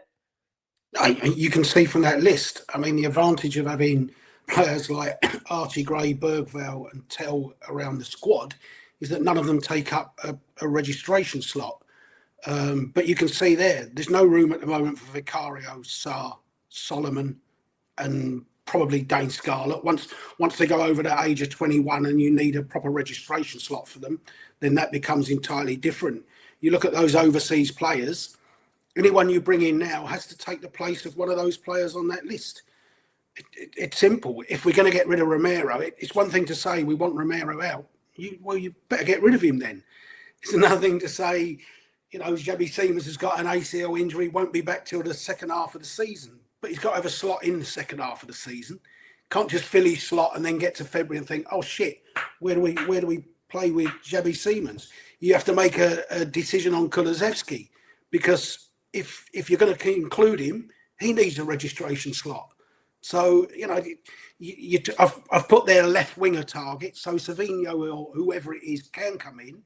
But if you want to go and sign a Victor Osimhen, you better leave one of those players out on that list. So that's the problem you're up against. And that's where your homegrowns come in because you can only have 17 overseas players, which leaves you 8 available slots. So that's why maybe a Solanke and that is more valuable to you than a Richarlison because it leaves you just a little bit more wriggle room on bringing in foreign players. So Alex Scott can come in. He could take the Odebear place on that list. Not a problem. He's an English player or a homegrown player. You haven't got to sell one of those 17. But even when we get rid of Sarr, Vicario, Manuel Solomon, we still can't bring anyone in unless we get rid of some of those others. So, that's the thing. I look at the transfer window at the moment. The 6 bits of business we've done are brilliant, but we were looking at probably having to make about 15 transfers in and out to get to the end of this window as a really good window. We've done 6 of the 15. We need players out. We need players out the door quickly. before you can start bringing in. Otherwise, you'll end up with about 8 players you can't register. They have no value. You'll just be loaning them out like Deadwood. Well, you know what we're going to do? We're going to go for this final break of the show, guys. I'm really conscious of time, so I don't want to keep everybody too long, but we are going to do a bit of a roundup as to what we are now looking like going in, because we've had, obviously, the words from De Zerbi on Bergvall, which we're going to come back onto. I think Solomon could potentially be on the move anyway, from what we're hearing as well. And then, like I say, there's been fresh suggestions that Romero is going to get a move away, hopefully very, very soon. And I feel that needs to be done, really, I think, just to give everybody maybe some breathing space going into, of course, the Brentford game. And we will close on what we feel Tottenham need to do to be ready for Brentford. So we are going to go for that final break of the show. Let's hear very briefly from Matisse Tell and from Malachi Hardy, who I think Malachi Hardy, actually, there's some genuine interest in him as well from Leicester City at the moment. So keep an eye on those, keep an eye on him as well. Let's go for that final break, and we'll be back with you after this. It's going really well. I'm thankful to the manager, showing a lot of trust in me, and a lot of the boys are getting behind me and supporting me. So I feel like when I come on and when I start, I know that I can just be comfortable doing what I usually do. So yeah, it's been really good. Yeah, it was a good goal, and this is, I would say, because of the walk. Because of the walk, we walk a lot this week, these few days as well. So yeah, even the fans was behind us until the end. So yeah, I'm very happy about the game tonight. So there you go. That was both Matisse Tell and Malachi Hardy there. Obviously, we didn't give you too much information in regards to the way Spurs conceded the goal during the game against Sydney, but yeah, it wasn't particularly great for Kota Sakai, was it? Wasn't really his finest moment in a Spurs shirt, and that might be one of his last moments in a Tottenham shirt. And I'm not digging out players because, again, there wasn't amazing performances in the second half, but you do question even, bless him, Dane Scarlett, as that could be one of his very last few games for Tottenham. Yang Min Hook, I think that maybe answered like a lot of questions why Coventry didn't really play him during the second half of last season. And you do wonder whether those players, like we said, are going to need a loan or whether Tottenham may just ruthlessly move them on. Listen, guys, if you can have us out there to like, hype, subscribe, that would be greatly appreciated. We're joined by, of course, Lubo over the Tottenham touchline. We're welcoming back Crackers from his, I say, a bit of a break. I mean, I say we're going to put him back on a Sun Lounger after this for a few more weeks before we bring him back into Premier League life. And Jason's with me across for a lot of the preseason games. And obviously, I love having Jason alongside us here as well. Let's go into kind of then where we do see players moving on, because we discussed Lucas Bergvall there. Well, De Zerbi brought Lucas Bergvall up, and he says he's told the midfielder to, in his ideal world, stay, but he cannot promise him a starting role. Now, we know we've had multiple offers from Premier League rivals, Newcastle, Forest, but surprisingly, he did start the game against Sydney. He played okay, I thought, in general. You could argue Tottenham have made mistakes in the way they've mismanaged Bergvall, probably since his arrival, and from definitely that Thomas Frank era, that seems to have been the biggest damage that we've done to Bergvall. But he says he would like to convince him, De Zerbi, to stay, but doesn't want to force him. And he says that obviously his desire, I think, is to play in a pivot. And he just said, look, I just can't guarantee him those minutes. And Cracks, I think that's really fair, because we said this earlier in the show, you know, it's all very well wanting players to stay because you think they've got a great ceiling, but they've got to want to be here. And if he doesn't want to be here, then I don't think there's much point investing that time into him, because he's got to invest time into coaching a lot of players next season that really aren't up to the level. And I mean, with all due respect, I'm sure Lubo will agree as well. Archie Gray has got to improve generally, like a lot of Tottenham players as well. So you can only improve so many. And the fact that I just can't get my head around the fact Bergvall in his mind thinks he's owed the pivot spot. That just sounds mad. You've got to fight for your place. I mean, even if he goes to Forest or Newcastle, I don't see there being any guarantee, yep, you start for us every week. You've got to earn it. So where are you on Bergvall? Would you still like him to stay, or do you think it's going to come to a natural conclusion where he'll get that move? Because there are suggestions that I think Spurs potentially could see it going up to 60 million. They want to get this bidding war going, don't they, between Newcastle, Forest, and potentially even, I think, Brighton have been given a mention as well recently. Well, I mean, you only have to look at the suitors for him, being Forest, being Newcastle, being Brighton. You know, Arsenal, Man City, Munich, and a few others are not coming in for him. So does that tell its own story, really, that the types of teams that are looking to maybe take him may tell you the level that he's at? I like him. I think he's got potential, but De Zerbi's absolutely spot on. He's got to want to stay, hasn't he? And he's got to want to fight for his place. No one should be guaranteed a starting berth, and you have to fight get it and then fight even harder to keep it. The only caveat to this, Rick, is if you give a manager a little bit too much power and say with the playing roster and your squad, if they then go, you've then got some problems that you've got a squad that's built in the image of that manager. So, this is why the director of football and a coach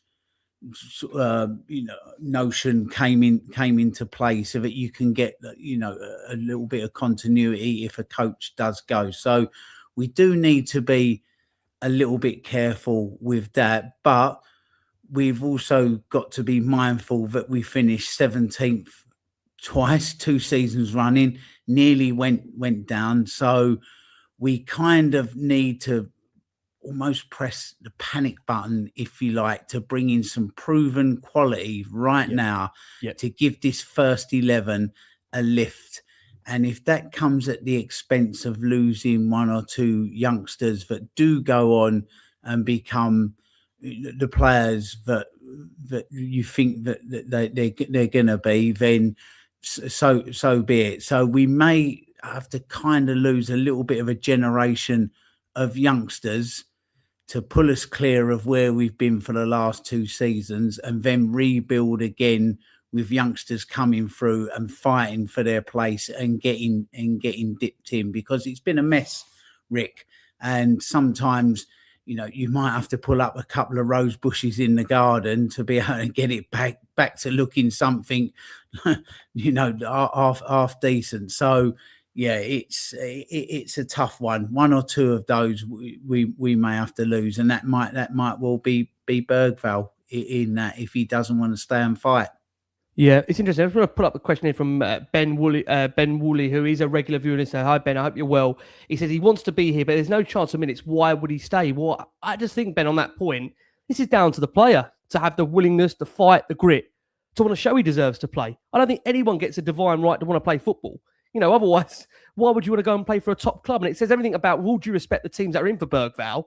Like I think Lubo said earlier, this isn't Man City, Arsenal, Chelsea, Liverpool.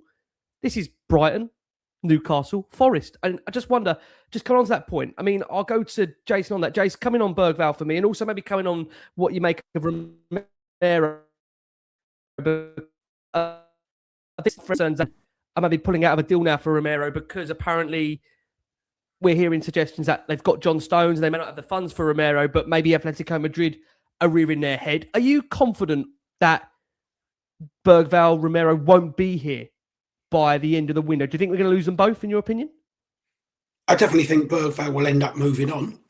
But, if the reason he wants to move on is for minutes, and he's talked to his agent and said, look, I need to go to a club that's going to find me genuine first team minutes, then he won't be going to Bayern and Barcelona's and things.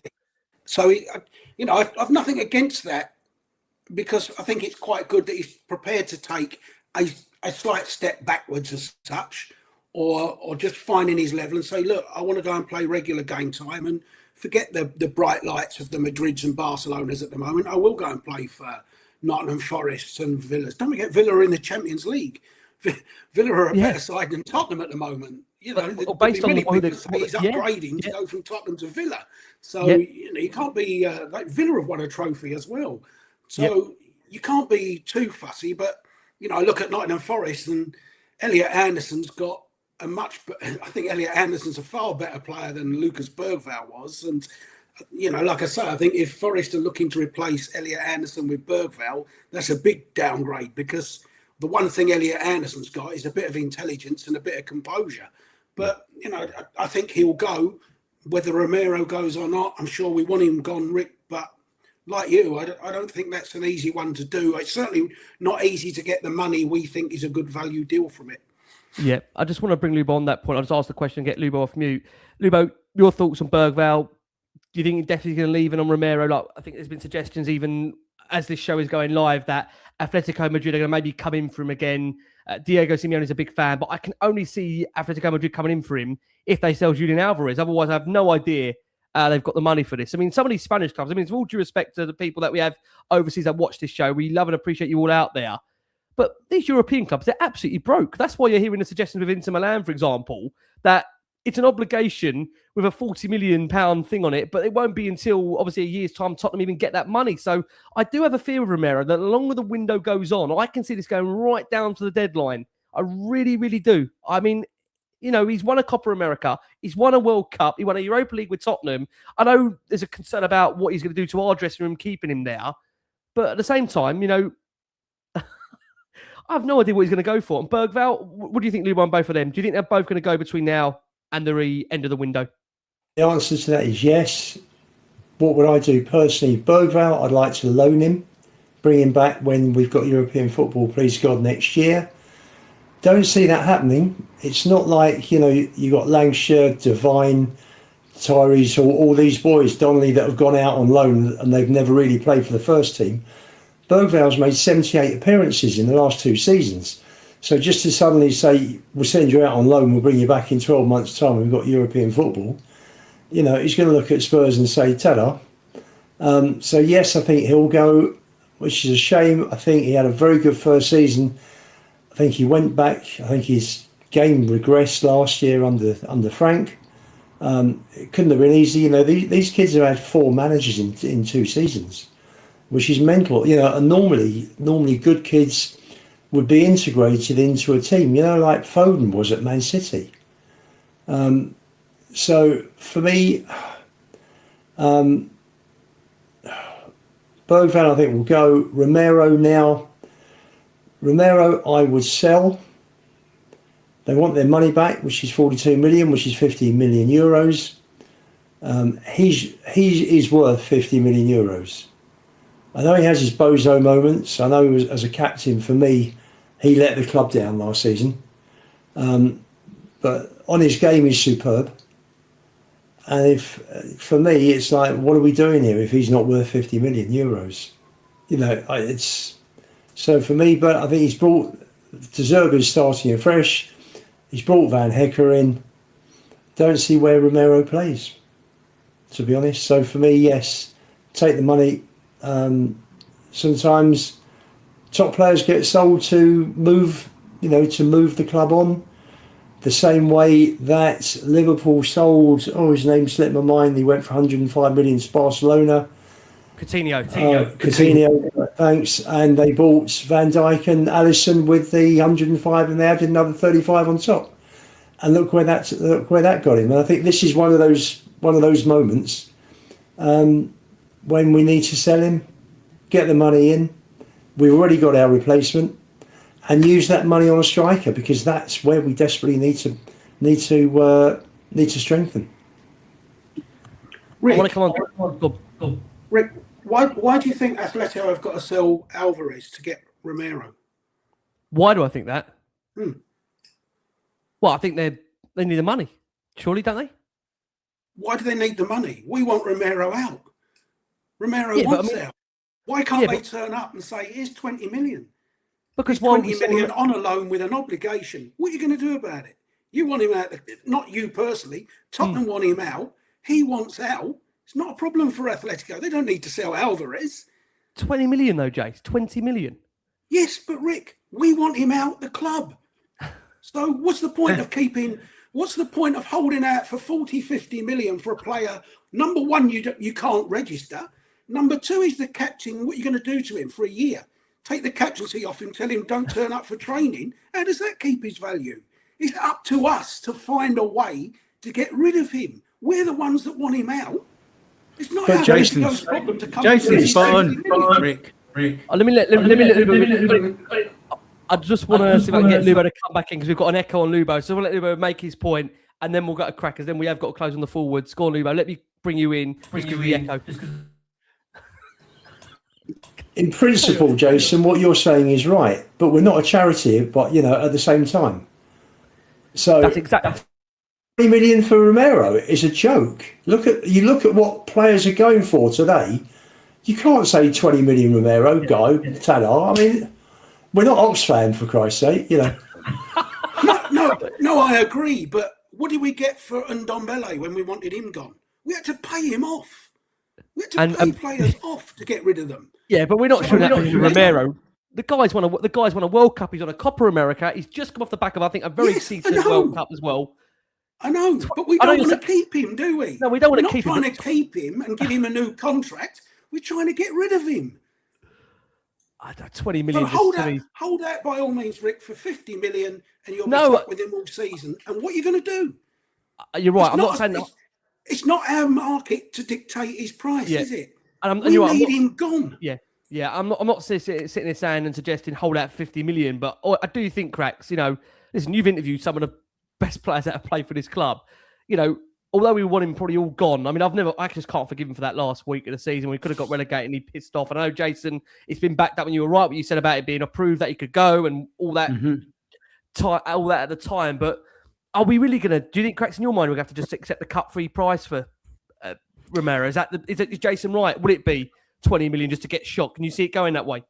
I can very much see it that way because Romero's painted himself into a corner by design where I just can't see a world in where he can stay now, Rick.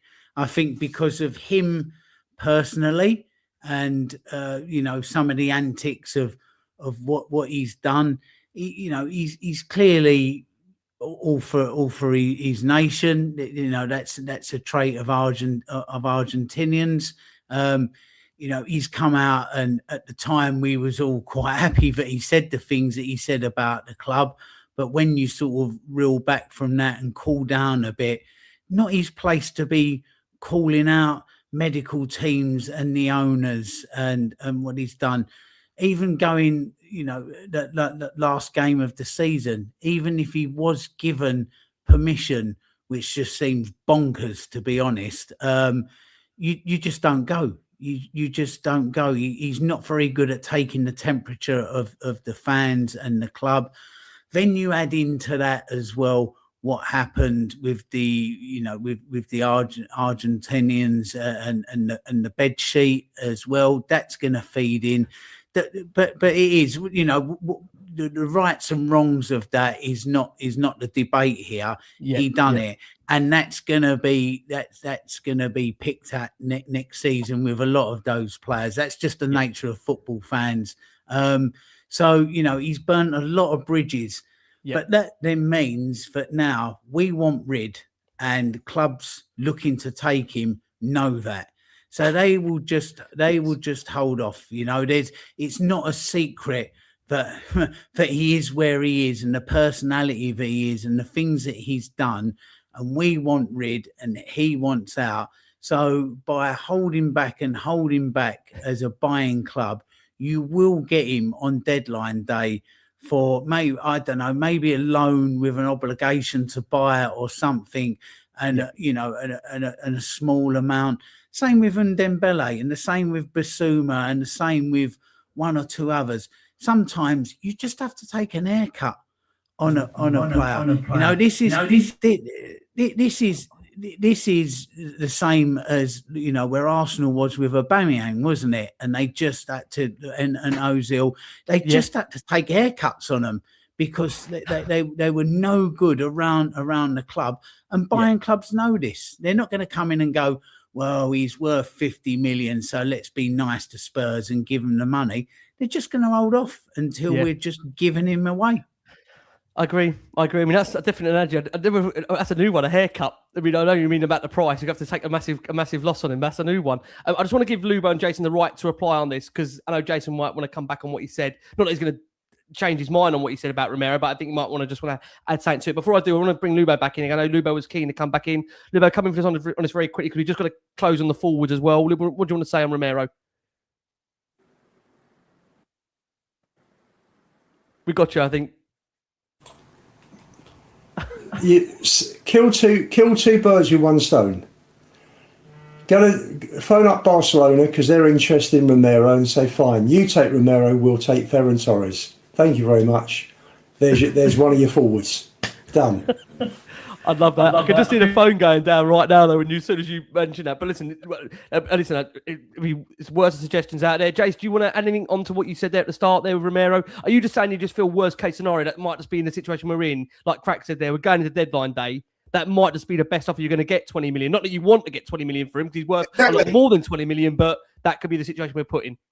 We know he's a 50, 60 million pound player, but we haven't got the wriggle room to do that. And that's what, if I was the buying club, I'd be looking at nothing more than a loan for him. I'd say, I'll give you a loan with a 25 million obligation if he plays 25 games. As a buying club, that's what I'd be doing. I'm not going to come to Tottenham and give you 50 million for him, for a player you're desperate to rid. That's the scenario that we're in with him. And don't forget, Rick, how are people going to feel if we don't bring in a striker because we can't register him because we have to register Romero? It's a very fair point, doesn't it? Yeah, it makes great sense. Keep a player for the sake of turning down 20 million extra and miss out on a striker to keep a player we don't want. What's the point of that? Well, I've got to say, we need to close on this very quickly because we are very conscious of time. We're going to be nearly hitting midnight in the UK here, but we just need to close on the striker debate. I just need to make sure these guys have got another 10, 15 minutes. Are we okay, guys, for 10, 15 minutes? Is that okay, everybody? Just double checking. You know, it is that time of the evening. And because it is that time of the evening, I did warn him that I was going to play this. So around 2:30, 3 o'clock today, I got a very interesting WhatsApp voice note from Jason that I did warn him I was going to share with the audience. And I think given the time of the evening that we've now got at 10 to 12 in UK time, I just want to say to all the families out there that have got young children watching this show, can I ask them in typical Match of the Day fashion back in the 90s, I ask you to look away now, shut their eyes, shut their ears. I just want to play out. I'm just praying, cracks. This is the right voice, not the other one, because the second one was even worse. But I'm just hoping this is the first one. So this is Jason's take on the Savinho saga, which for those that are watching this show live can see. Jason, his title says, no more Savinho talk. Cracker says, have we signed Savinho yet? And I can tell you, I think Lubo now probably wants another option to Savinho, but I'm still pretty much keen on the signature. But this is the audio that I got from Jason around 2:30 this afternoon that I thought I've got to share with you amazing people. I've never known someone that fucking hates a trash. Wrong one. I'm gonna need to find the right one. You have to give me a second. I'm gonna find the right voice note because I've really built up there with no suspense, have I? I'm gonna find the right voice note. But just very quickly on the striker debate, I'm gonna quickly go and find it and then play it on the show. Where are we? I mean, let's to be very, very clear. There is no update on Savinho on this show in terms of the situation of that moving forward. But I'll start with you, Jace. How concerned are you around the striker debate? And if we do need someone through the door by the Brentford game? I mean, surely you're going to say we definitely need someone before the Brentford game, right? Yeah, I think we do. But I'm not, De Zerbi himself keeps talking about we want two forwards, doesn't he? So it's not like we're talking about anything that nobody knows. We all know what we want. But, I mean, just on it, I mean, Kroupi, for instance, I wouldn't let his injury stop us buying him. For me, I'd think you buy a player like that to sign a 5-year contract. He's going to be there for 60 months.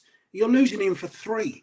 But you've got the player you want for 57 months.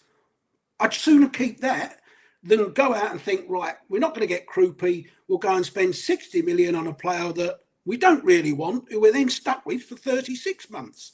I'd sooner just lose 3 months of Kroupi than get stuck with 36 months of somebody else. And for me, I think Bournemouth then can go and buy their replacement for him.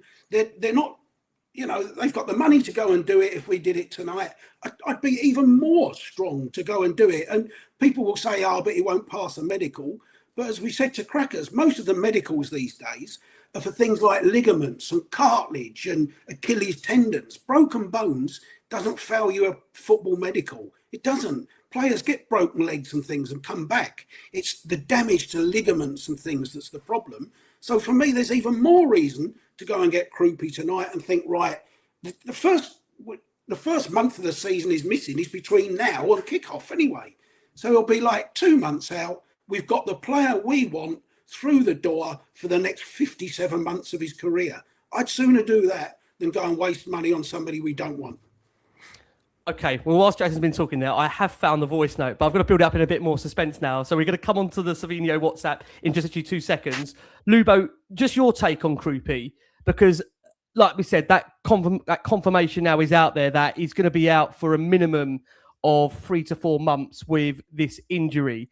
And apparently that's not changed Bournemouth's stance. They're saying that Kroupi is definitely not for sale, despite Jason still keen on getting him through the door. There are also some conflicting suggestions that Tottenham have told Bournemouth they're definitely going to be in touch in 2027 once he returns from his injury. They've already told his camp they'll definitely be keen on him. I mean, have you ever had a situation like that where you sign a player that's injured? Could you see it happening, or do you think definitely there's no chance Kroupi, they'd look at him with this injury at the moment? They'd want to see how he recovers. What's your gauge on that for you? I think you've got to, you're not taking a punt at 15, 20 million. What are you going to spend? 100, 105, 110 million on someone that's out for the next 3 months and having to have surgery? You've got to, for me, you've got to see how the recovery goes and see how he comes back, but keep in touch the whole time. So the guy knows. So the guy knows that the club wants him. Do you want to play this thing, Ricky? Because you're obviously enjoying it. I'm gonna play it. I need to put a new on. Rick, can I say in my defence, Rick, before this, last word on Spurs has gone 9 weeks and discussed Savinho about 758 times from every kind of description of this move to it's going to happen, it's inching, it's edging. You spend 30 minutes every bloody night discussing Savinho, and in 9 weeks, this deal has gone absolutely nowhere. Right, take it away. Jason McGovern, the voice that I got 2:30 this afternoon, and we're going to firmly close in the striker debate and let these amazing people go to bed, and an amazing audience that have stayed up late for this. Let's hear from Jason earlier this afternoon.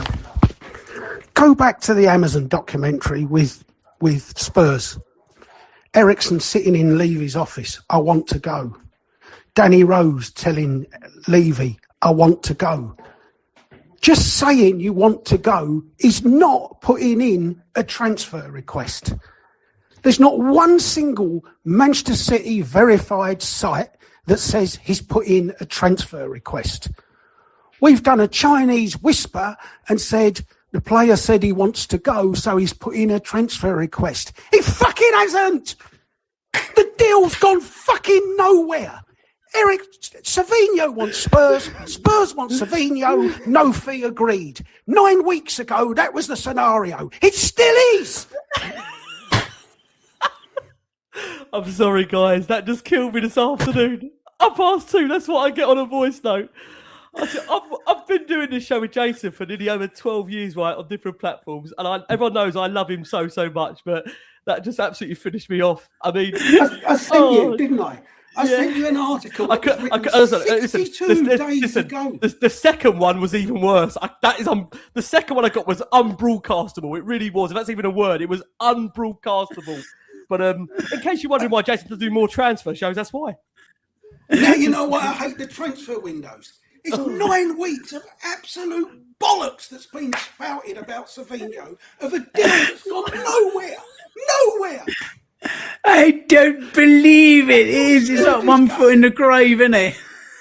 You'll still discuss it for the next 6 shows. You'll have half an hour discussion on how much is it. Oh, it's edging closer now. It's not fucking edging closer. It's gone nowhere.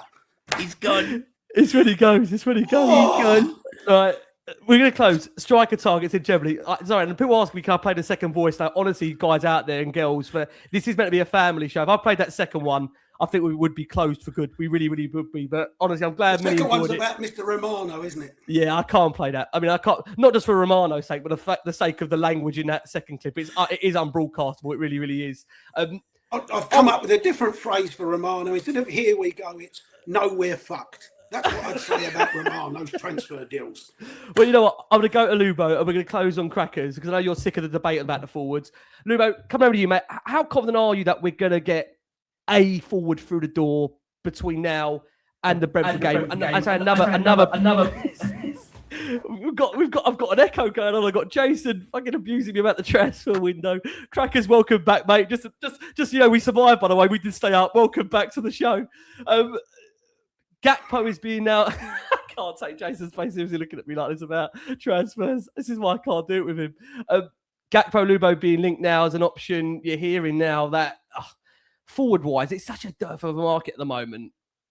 Igor Thiago apparently is on Tottenham's radar, as is Ollie Watkins. Maybe with Ollie Watkins, there's a deal to be done there. If they really like Matar, then maybe you'd argue there could be something there where we could do a swap deal. I suppose for Villa, it might be about FFP as to a reason why, or was it now, forgive me, PSR, SCR, about maybe why we might get a forward of that nature?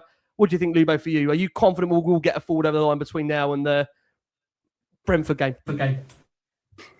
I think we'll get two, whether it's before Brentford or whether it's before the end of the window. Jason, collapse. I think we'll get two. Listen, I know Jason's not big on Savinho. I think we've all worked that one out. But you know what? If you want to look around, I mentioned Ferran Torres. You got Balogun. You've got Watkins. You've got Ismaila Sarr from Palace. Gakpo. You could look at Walter Marder at Newcastle.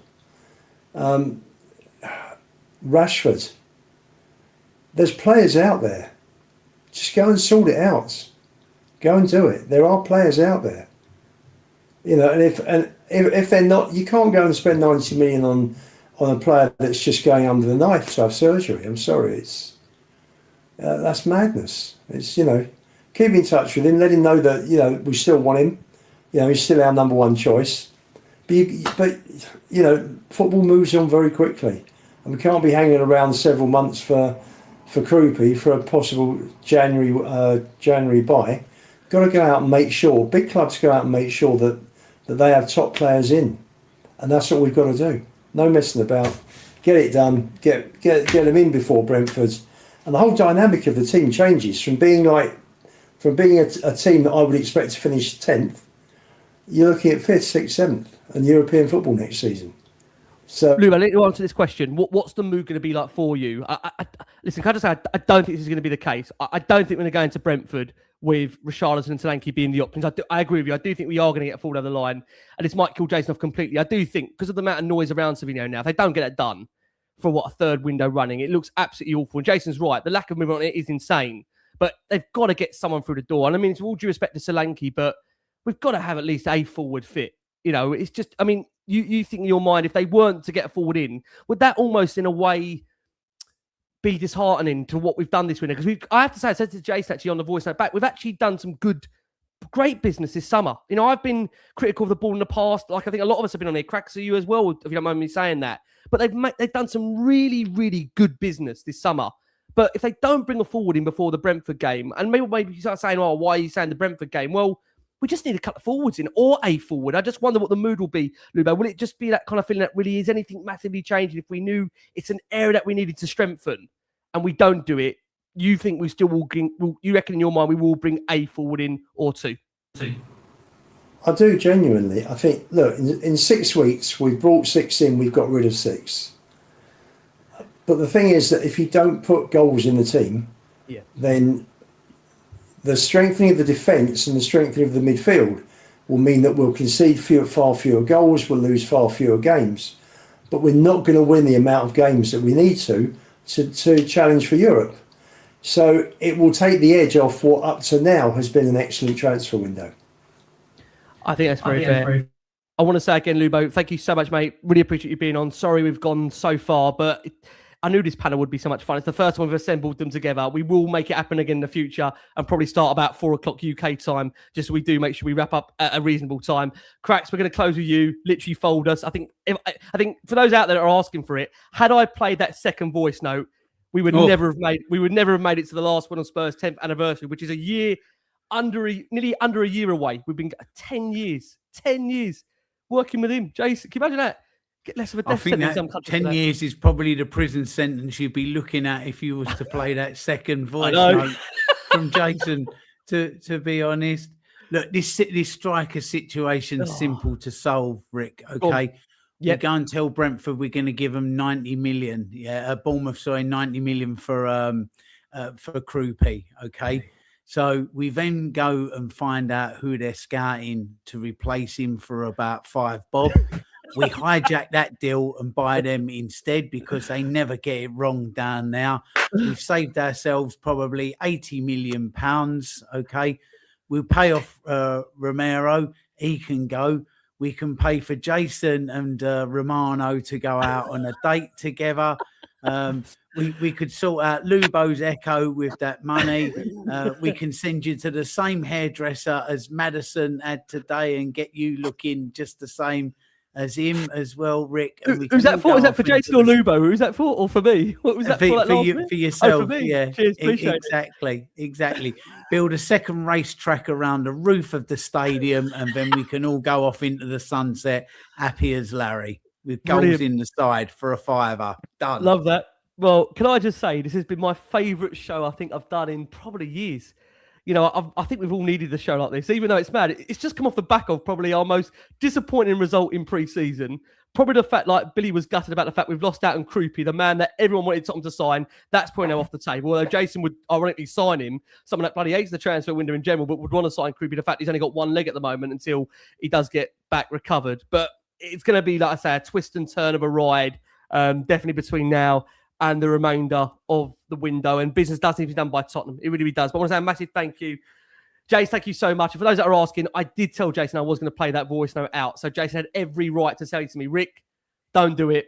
But look, I'm saving him because the second one, honestly, I know people are thinking, please play the second one. I couldn't have played the second one. I think we would have been closed down. Wait for the voice note you get tomorrow when you do another show with another 30 minutes of fucking Savinho on it. If he signs. Listen, let's see. Jay, thank you so much as always, mate. We look forward to having you back on for the Chelsea game where, I mean, is that fair to say, Jay, that Chelsea game now, will that give us a bit more of an idea as to where we are? Because, I mean, it's all due respect, but, you know, MK Dons and, I mean, it's all due respect, Auckland and Sydney. I'm not, you know, anyway being, you know, anything against these teams, but Chelsea will give us a bit more of an idea, right? I mean, I'll be honest, if we're sitting here after a performance like that against Chelsea, I'm a little bit more worried. Yeah, I think we'll see a few more senior players, if you like, for the Chelsea game. You know, if we go in with Kota Takai and Harry Byrne up against Cole Palmer and João Pedro, we'll be in big trouble. So, you know, I sincerely hope we get 45 minutes of Mickey and Danso and Van Hecke and Ben Davis or something with that. But I don't want to see Kota Takai. I can't believe Kota Takai. I sent you a message, didn't I? I said, I've never seen such a coward with the ball. You know, these are pre-season friendlies.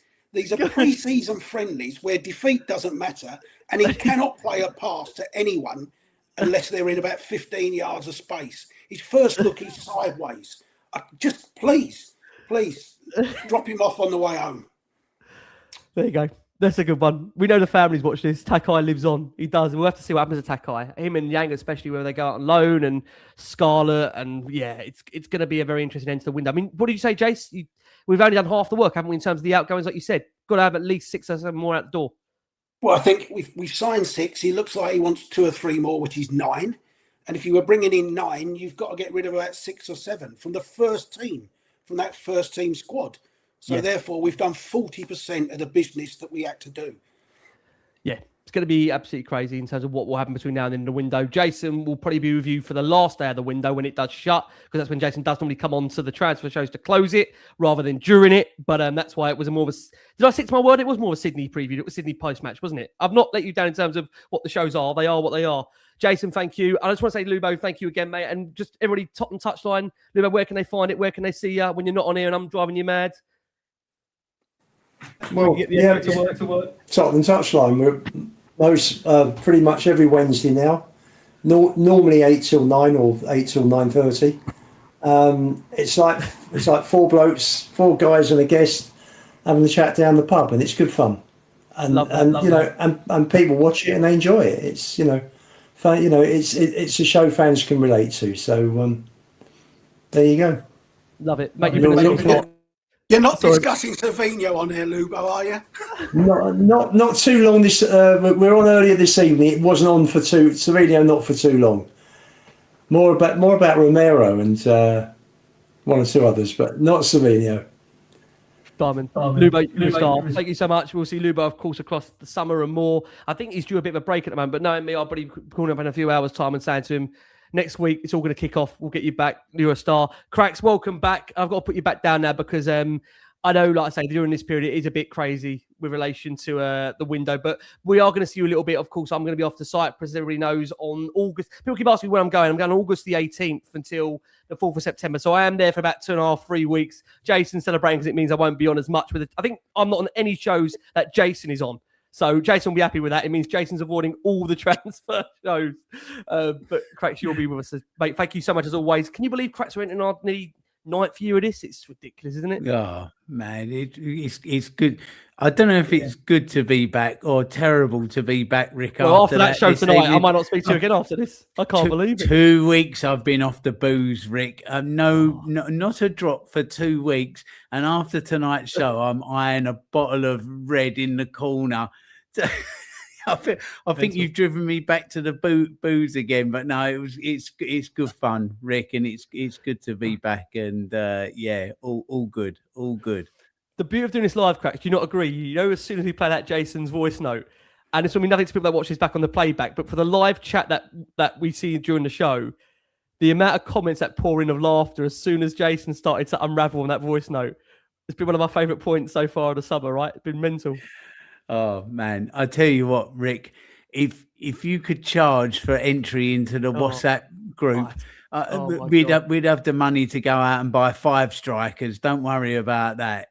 I tell you, some of the things I get, everyone's WhatsApp groups that obviously have got Spurs fans in it. It's always fun and games, but honestly, some of the things that I get sent, just absolutely in tears. That one earlier sent me over the cross. I thought I've got to get that on the show because I think that was okay to broadcast. Listen, my thanks, guys. Already thanks to the over 15,500 that have been with us. We appreciate all your support as always. Let's see what Spurs do between now and, of course, the Brentford game. But look, there's work to do, that's for sure. From myself, from Jason, from Cracks, from Lubo, from Tottenham Touchline, we've been the last one on Spurs. Thank you so much for all your support. Please keep safe, keep well. And as always, come on, you Spurs.